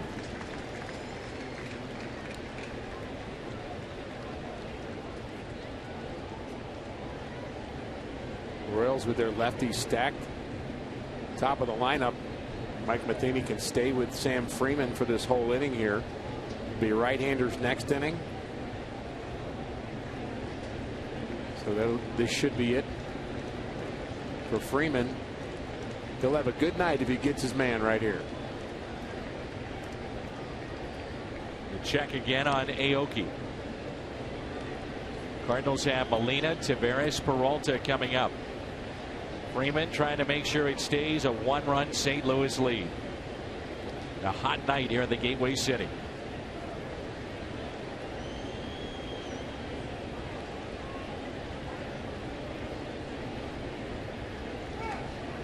The 0-2. Hosmer breaks his bat, and Craig avoids the bat, makes the play. Time to stretch. Good work, Sam Freeman. 7-6 here at Busch Stadium.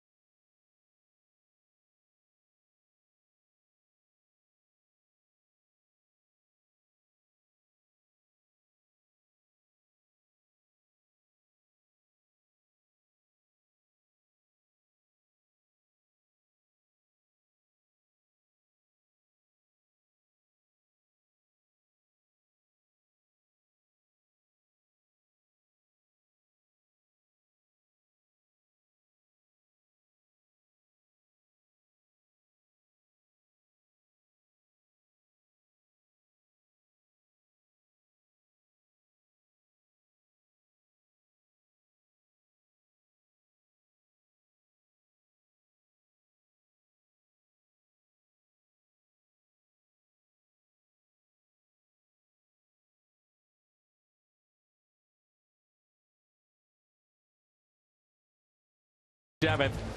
The Cardinals leading 7-6. Shields and Garcia roughed up in this game. Alex scored the big 3-run shot. And Colton Wong, a grand slam. His first home run in the big leagues. It's a grand slam.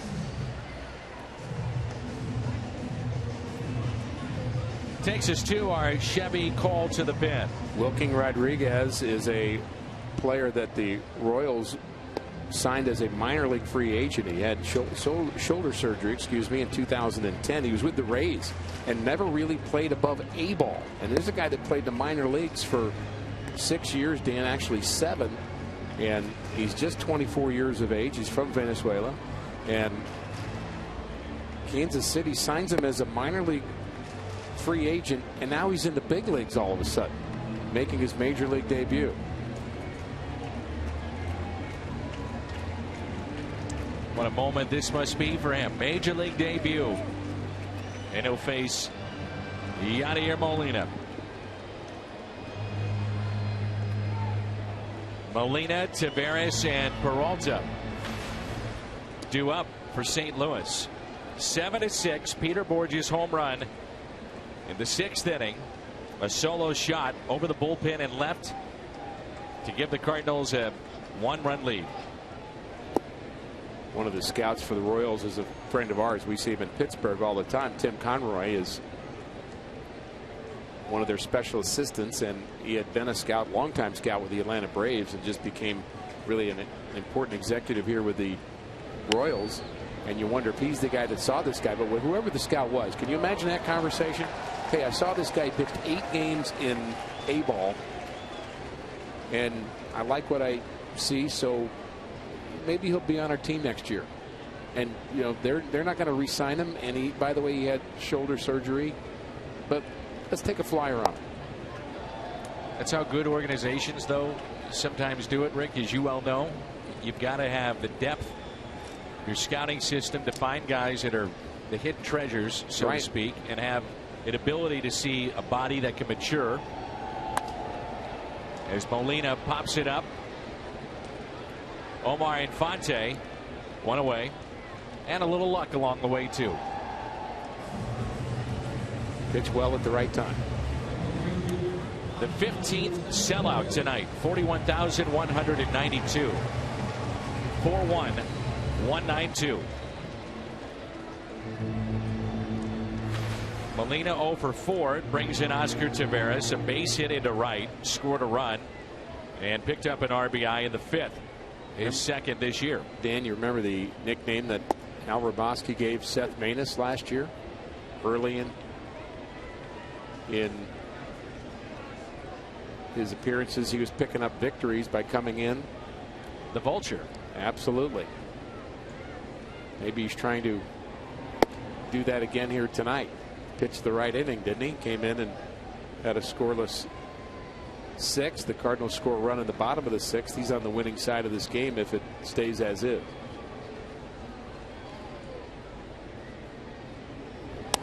And Taveras hits it off the end of the bat.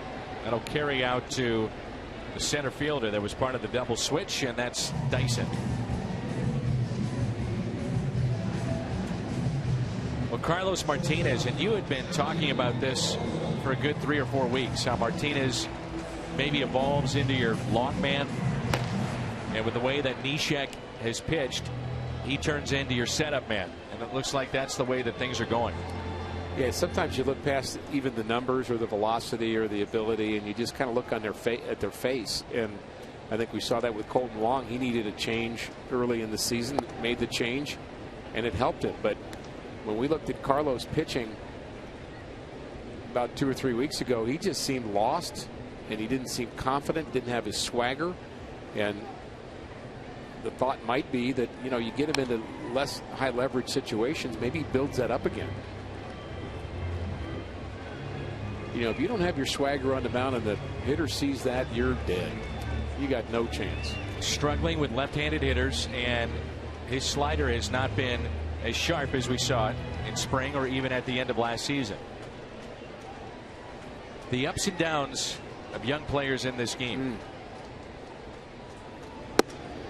I don't think there's anybody doubting his talent and the fact that he has a big role on this team. And that's the good thing. And you don't give up on him. You don't give up on 100. There's the numbers you're talking about. Yeah, the lefty's right there. And partially because his slider and his changeup have been off. The 2-1. Peralta with a high fly ball out to deep center. Dyson is back at the wall and makes the catch. Peralta gave it a ride. Looking for his 3rd hit tonight. 7-6.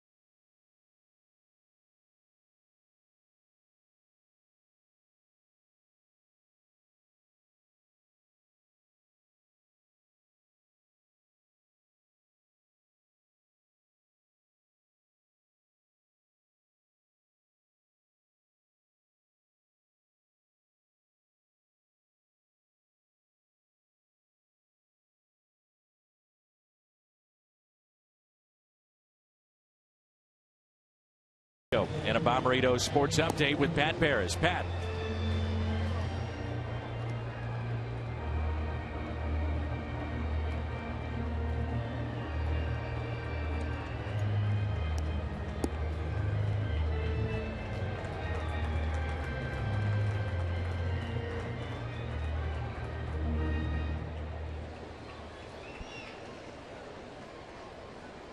Pat, thanks. We wondered about at the time Ryan Hannigan and thinking that, well, that's a pretty good player. Well, Devin Mesoraco has turned into an outstanding player. Got that home run swing for that ballpark, doesn't he? He sure does.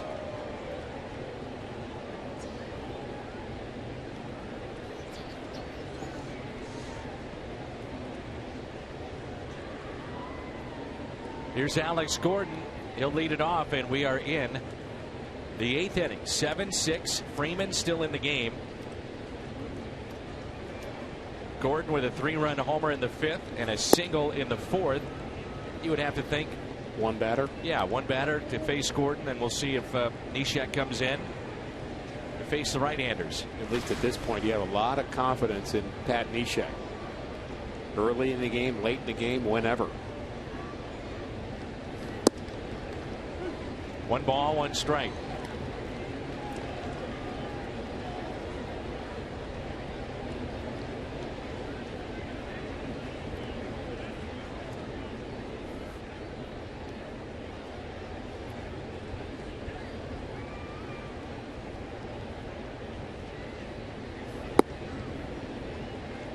The board here at the ballpark has 2 balls and 1 strike.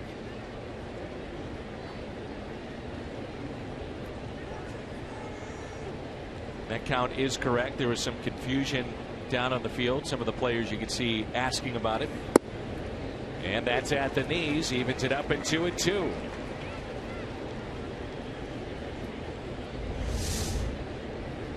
Perfect pitch here.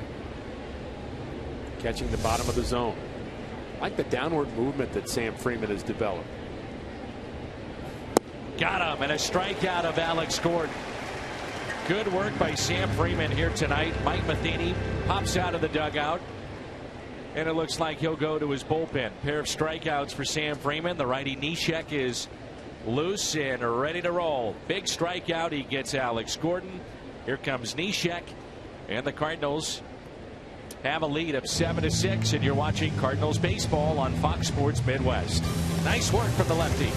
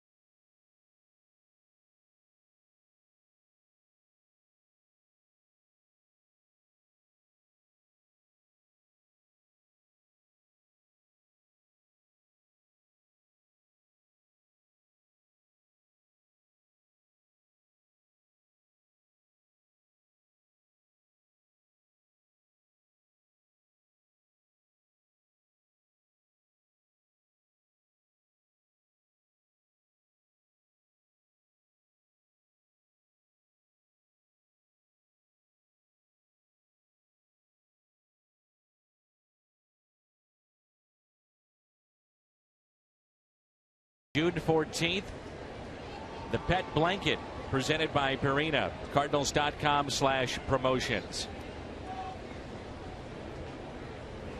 Salvador Perez and then Billy Butler on deck, and they'll face Pat Neshek. Chevy called to the pen. Dan, what a year he has had. Yeah, and Dan, good against lefties and righties, and he's been able to neutralize them. He's been using more of a variety of pitches too. He was a slider pitcher a year ago. Has used his fastball and more changeups lately. He's mentioned so much about the fastball coming back. I think to an extent he has probably surprised himself a little bit with just how well he has pitched. There's a base hit by Salvador Perez, a 1-out hit. The tying run is on. The go-ahead run will come to the plate. And when right, and when he's in a groove, watch out. It's Billy Butler who serves as their DH normally. Not much time to react when you're on the mound and somebody squares one up. You're moving your glove. The ball's already past you. And you know they sizzle, Dan. I'm not sure you've ever had that experience when on the mound. Maybe one of your kids hits a line drive right at you and it sizzles. Had a few of those. I know you have.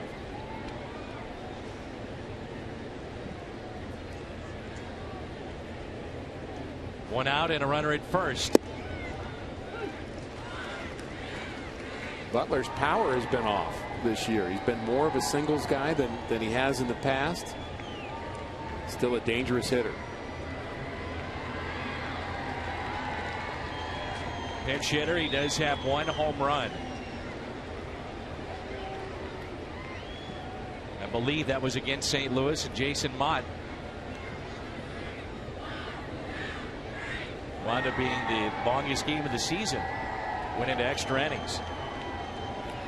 Ground ball to the right side. Wong ranging to his left. Sliding. Throwing. Oh, he just couldn't get him. And let's hope that Colton Wong is okay.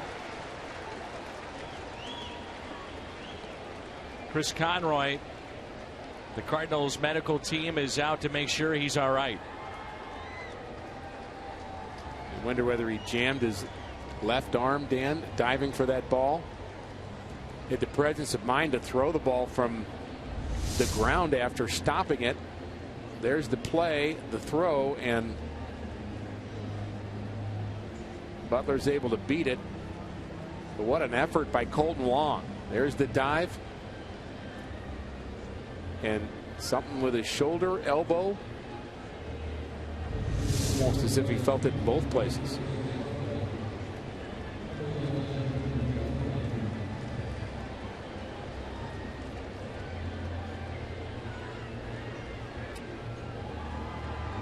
So a single up the middle by Perez.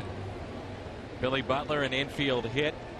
And now Mike Moustakas and a chance to do some damage here as Guthrie, a pitcher, is your pinch runner.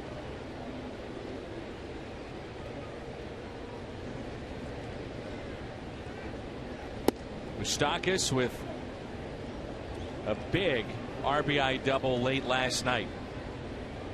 Appears that Colton Wong, Dan, by the way, is okay, but is he stretching his arm there at second base? Players talk about nagging injuries. You hear that word all the time that affect their play down the road. And boy, I'm just not quite right. That's how they happen.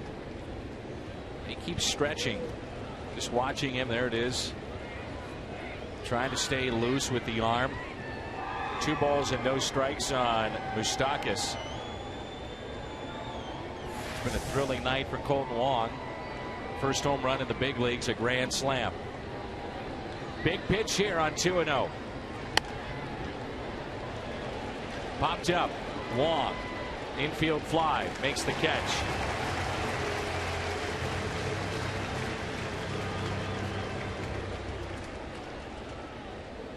Two 2-0 count, and Neshek said, well, I'm going to have to throw a strike, so here, hit it. And it's right down central.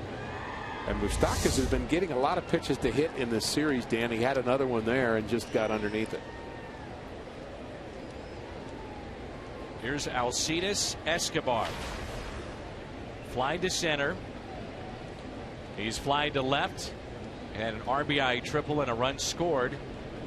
Part of that big 5th inning. 6 runs put up by Kansas City. That pitch is nasty.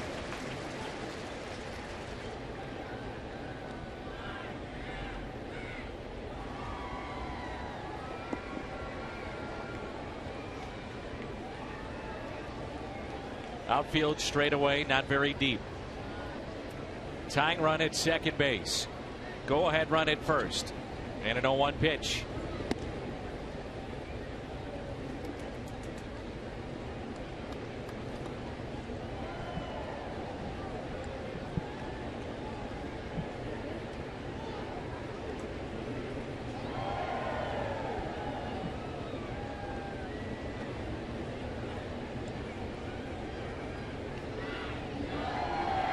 The 1-1, little flare out to right center, and it drops in for a hit. Game is tied. Wong's throw to third, not in time. Escobar has tied it up. 7-7.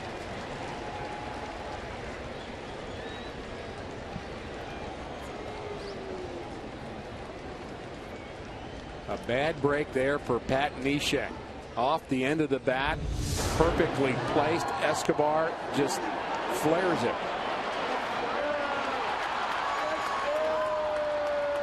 So 2 of the 3 hits in this inning, Dan, have not been hit hard. Just out of the reach of Wong. Another good effort. Been one of those games.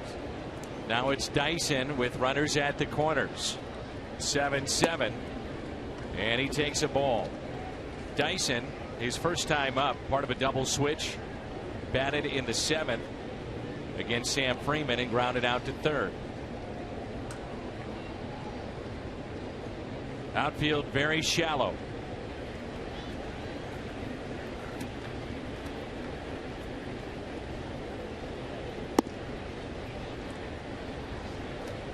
Inning started with a strikeout of Alex Gordon. That was by Sam Freeman. Neshek came in. Comebacker. Line shot back up the box by Perez. Then Billy Butler, the infield hit. Moustakas popped out. And Escobar, a little flare into shallow center to tie it up. The 2-0. Fly ball. Peter Borges into left center. Royals strand 2, but they pick up an RBI base hit. 7-7 as we head to the home half of the 8th.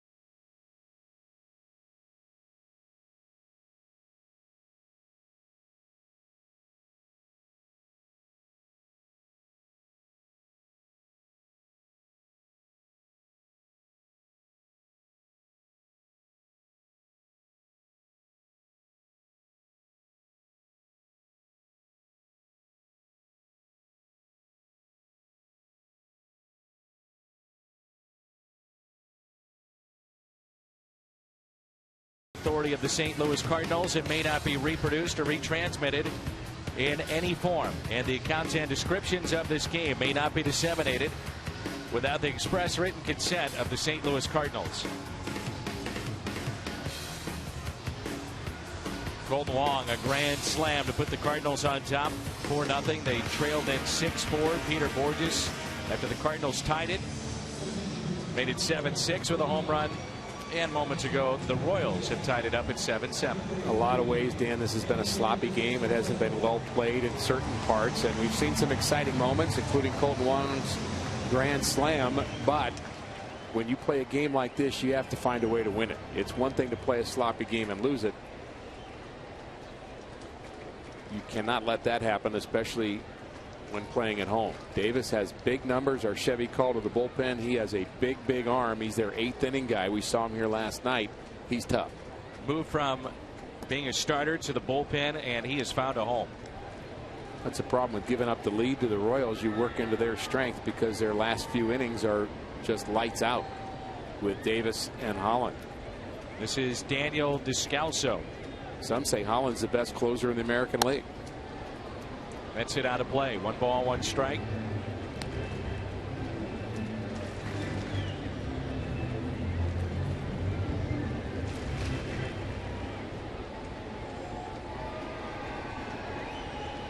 That run, Dan, off of Pat Neshek breaks his scoreless streak of 20+ innings without giving up a run. Ground ball that's hit to the right side. 1 away.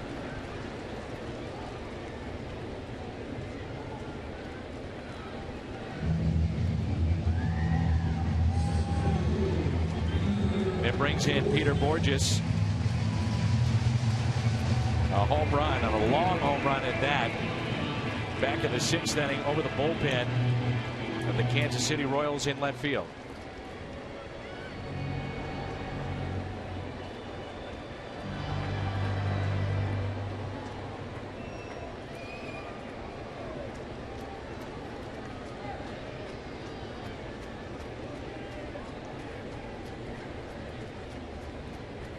One out, nobody on.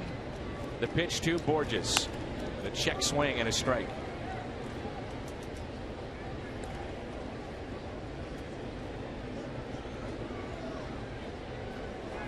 Big crowd tonight, 41,000 plus.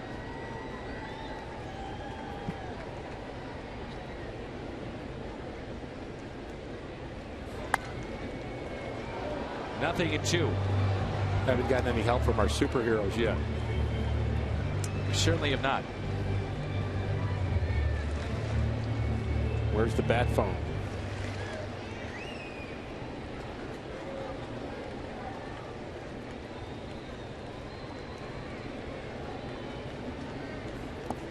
One and 2.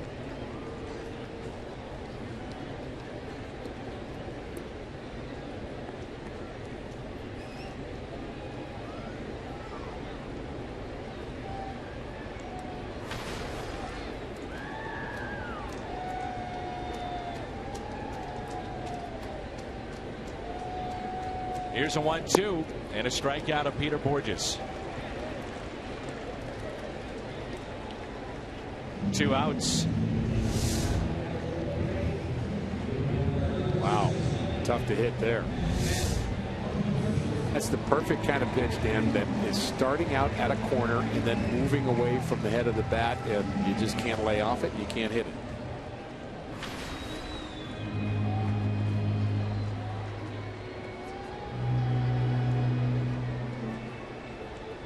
Two outs.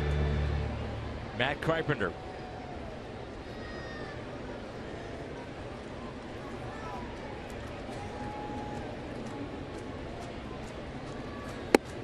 Carpenter has been on base 3 times, 2 walks.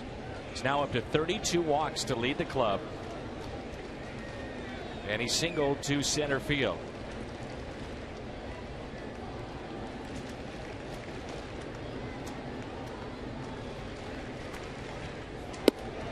One ball and 1 strike. That pitch at 96.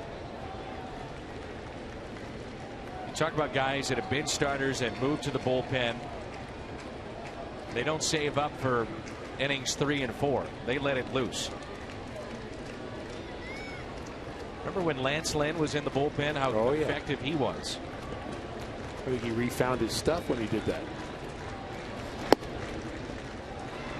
Played a vital role for the Cardinals in the 2011 championship run, and that bullpen that really came together.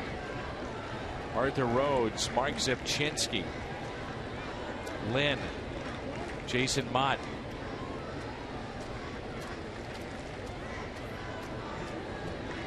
Here's a 2-1 pitch to Carpenter. That's a strike. Hard to win in October without a hot bullpen. Seen that over the years. And it's going to be hard to win today without a hot bullpen. Cardinals still have Mott, Rosenthal, Martinez from the right side. And you're going to have to start thinking about how you hand out innings from here. And you can't start thinking about that. If you're Mike Matheny, you have to have already thought that through. The 2-2. Carpenter up the middle and a base hit. On base for the 4th time tonight. Pair of hits, both up the middle, and a pair of walks.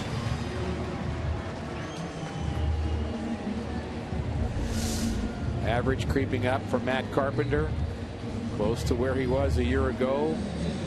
And you wonder why Davis didn't think about throwing a glove down there. It's almost like he was more interested in getting out of the way of it, and I can't blame him for that. Looks like the glove was tied up. Do I go around the backside? Too late.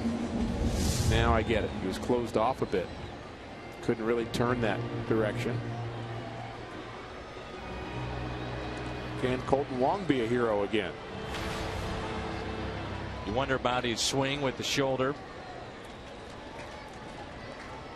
Diving attempt and a ground ball. Has been shaking it out ever since. The elbow, the arm. Is it the shoulder? There's ball 1.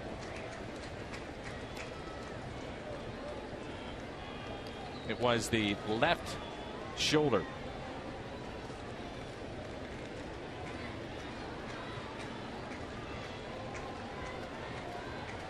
Grand slam back in the 2nd inning. Here's a 1-0 pitch.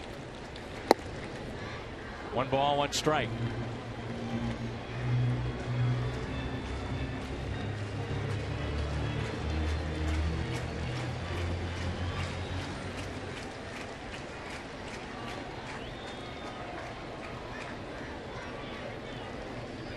One big hit. Maybe the Cardinals don't have to hit again.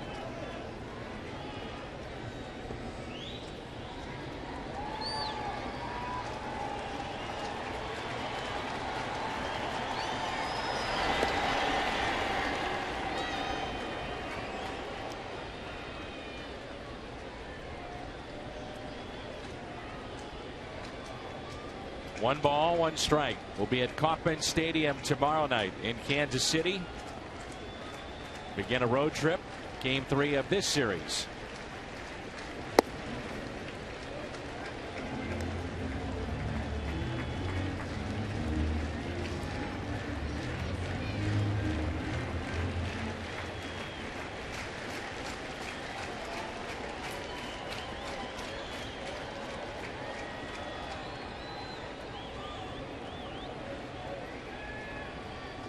Carpenter leaning, almost fell down as Wong grounds out to second. Taken there by Infante. And we'll head to the 9th. All tied up in game 2 of this series. It's 7-7.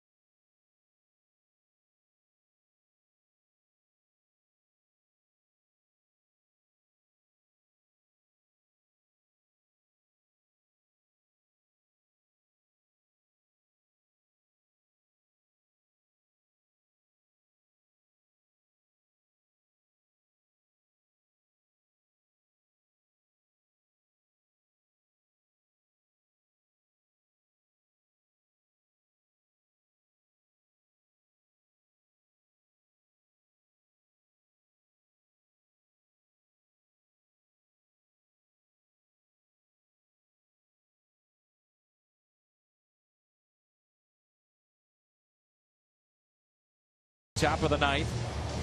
21 hits combined in this ball game, and the Cardinals closer is in. Our Chevy called to the pin. That's Trevor Rosenthal. We're all tied up, 7-7. He's going to stay in that second spot. Colton Wong now out. Daniel Descalzo, who pinch hit, stays in the game to play second base. So not exactly your normal double switch, but you keep a guy in the game and you gain those extra spots. Plus you get Colton Wong out of the game, which probably in his best interest right now to make sure his shoulder's okay. Always fun to watch Rosenthal pitch. He can absolutely bring it.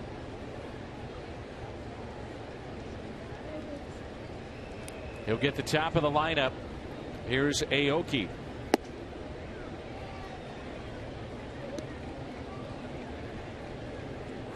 RBI double in the fifth, walked in the seventh, and is grounded out twice. Ground ball, Descalso. Thrice.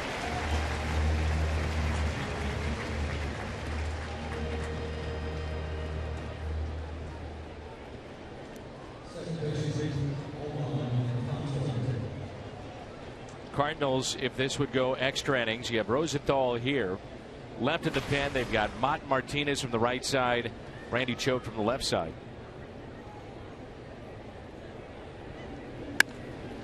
Line drive down the right field line, and that ball is fair. Infante is thinking two. He'll stop there.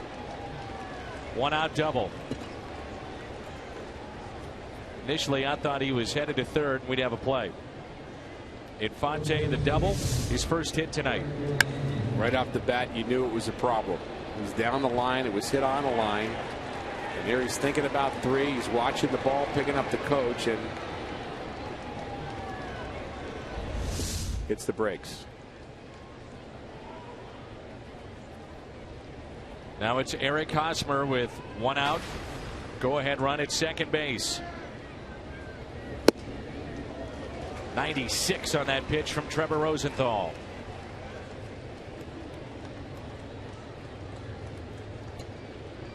Royals first baseman is struck out, singled into left, was hit by a pitch and scored, and grounded out to first. There's the go ahead run. Infante at second base. Base hit out to left. Here comes Holliday, and we'll have a play at the plate. Throw to home. Not in time. The Royals have the lead. It's now 8-7. Eric Hosmer with the RBI is 24th, and the Royals on top 8-7.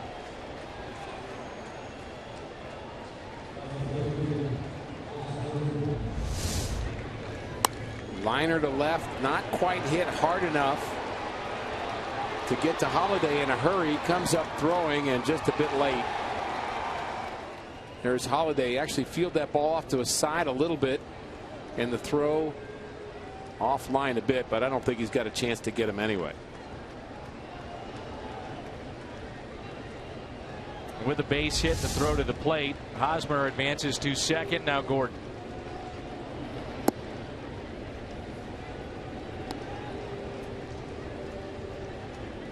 Cardinals will have Holliday, Craig, and Molina in the bottom of the ninth.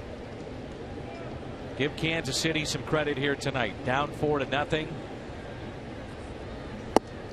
Then they took the lead, part of a 6-run inning, 6-4. Then the Cardinals came right back in the bottom, tied it up, then took the lead. When you're on the road, it's tough to win, as we have talked about so often. And Kansas City has come back to take the lead tonight, 8-7. Well, you give Kansas City credit, you should, but you'd also have to say to the Cardinals, if you don't come back and win this game, this is a bad loss. Without question. Not all losses are created equal. 6 for 10 tonight with runners in scoring position are the Royals. The walk to Gordon, and it brings in Salvador Perez.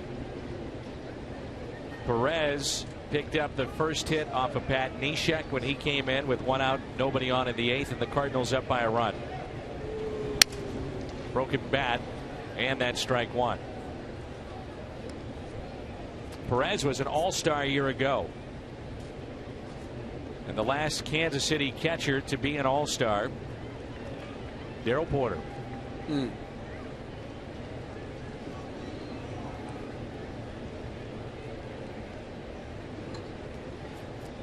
Caught Mariano Rivera's inning in the All-Star game last year. Was a Gold Glove winner. And the last Royal catcher to win a Gold Glove was Bob Boone back in the late 80s. So runners at first and second. No balls and a strike with one out. Double by Infante into the corner and right.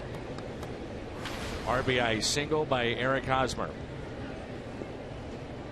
Royals had a pretty good catcher in the mid and early 80s too, Jim Sundberg. Absolutely. He was terrific. Really overlooked. Solid player. 1-2 the count. Pretty good swing at a 95-mile-an-hour fastball. You were thinking the same thing. Absolutely. I could tell, which is scary for, I think, both of us. But that had a little hop to it, but Perez has shown he can turn on it.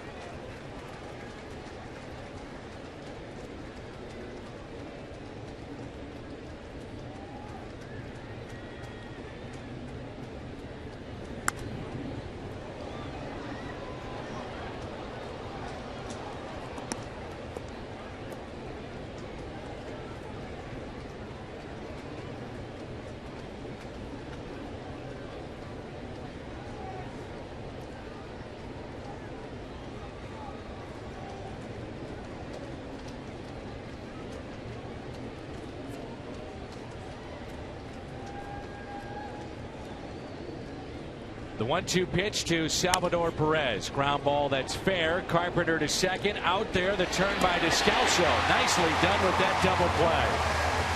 Can they come back again tonight? 10 hits tonight for St. Louis. And the heart of the order coming up with Holiday, Craig, and Molina. Kansas City on top by a run.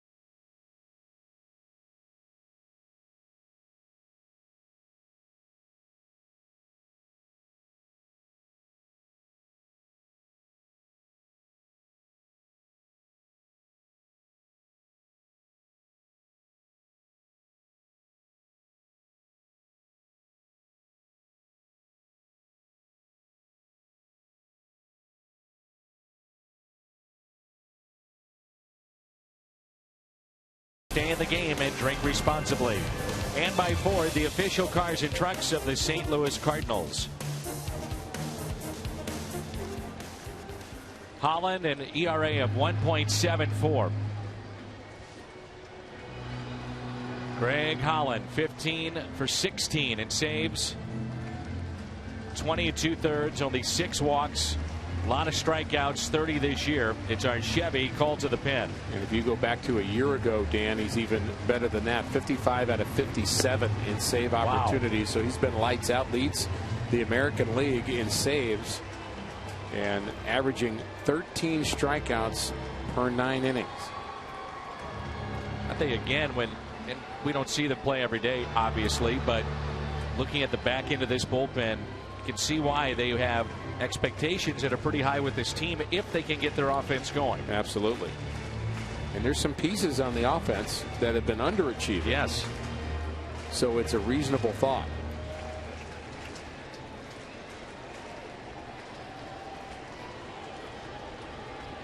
Here's Matt Holliday. Couple of walks tonight. Craig and then Molina. Outfield extremely deep. First pitch.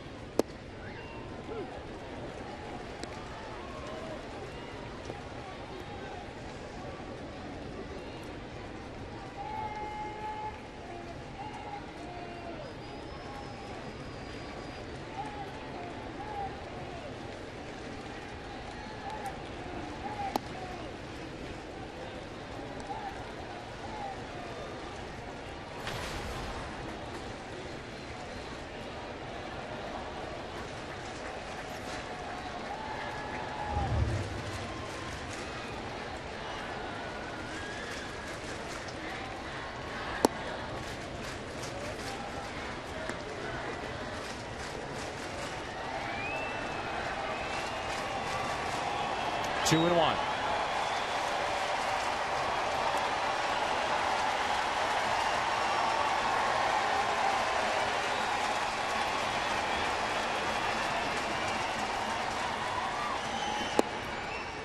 Two and two. Cardinal fans not giving up. Making some noise, trying to get any kind of excitement back in this game from the Cardinals' perspective.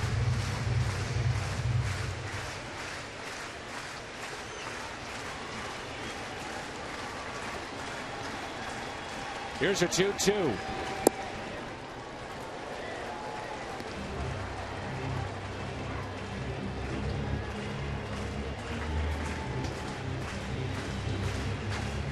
Outfield deep.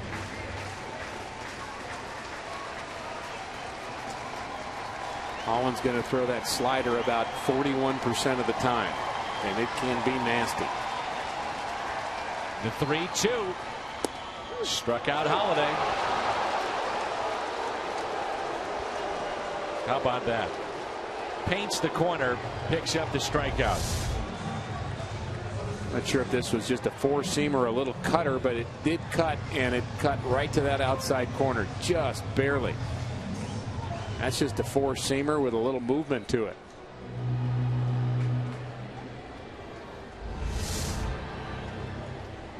Four-seamers at 96, the slider at 85, and we've also seen the split, which he throws very hard at 89.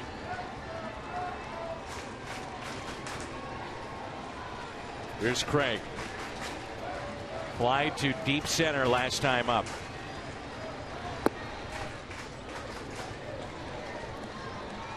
Look at that motion, Rick. He falls off to the first base side and slow, and then boom, explodes to the plate. He does, almost probably a little bit of a surprise because he starts so slow and then he just jumps at you. Knee buckler right there. 1 ball, 1 strike.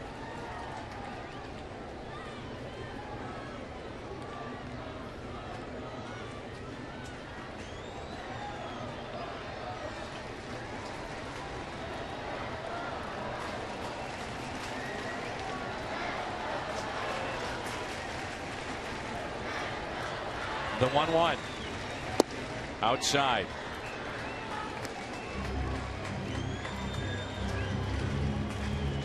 Throwing mid to upper 90s, and he's not throwing the ball straight either.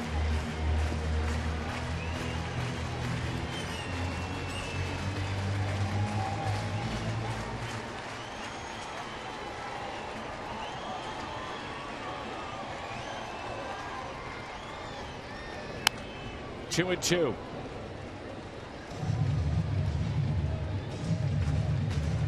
The Cardinals cannot come back. This turns out to be one of the more disappointing homestands the Cardinals have had in recent memory. 2 of 3 against the Yankees they dropped, then 3 of 4 against San Francisco. and potentially dropping 2 straight here to the Royals.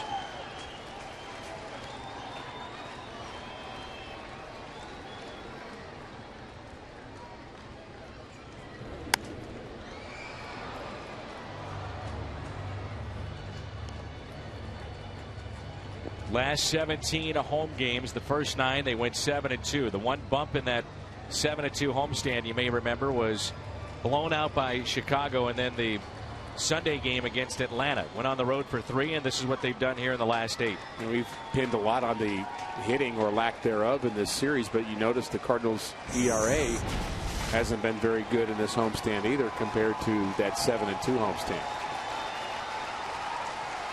The 2-2. Ooh, Holland walking off the mound as if he had a called 3rd strike. I think C.B. Buckner has had a good night behind the plate. He's had a lot of close calls, and he got that one right just barely. But you know, CB has often drawn some attention from managers on both sides, but I think he's been really, really good tonight. Give him some credit.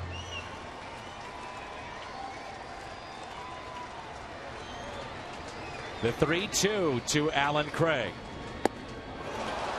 He has struck out Holiday. Now Craig, and it's up to Yadier Molina. We turn to tonight's Budweiser player of the game. It's the left fielder, Alex Gordon, 2 for 4 with a 3-run homer, a single, and a walk.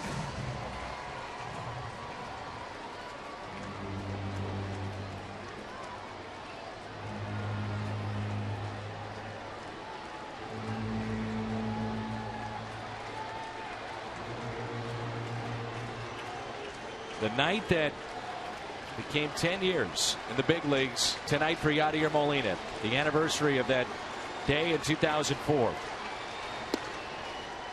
Tough night for Molina. Bases loaded, hit into a double play. Fly to right, grounded out to short, and is popped out. Hitless tonight. Average has dipped to below 300. First time in a while.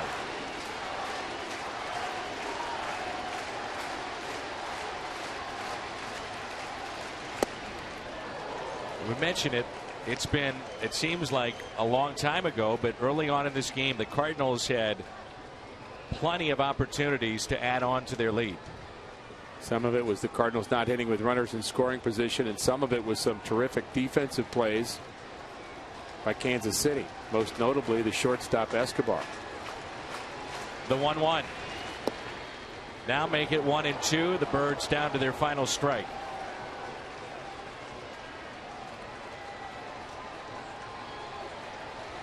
Wainwright going tomorrow. Also of concern after the game tonight will be the health of Colton Long.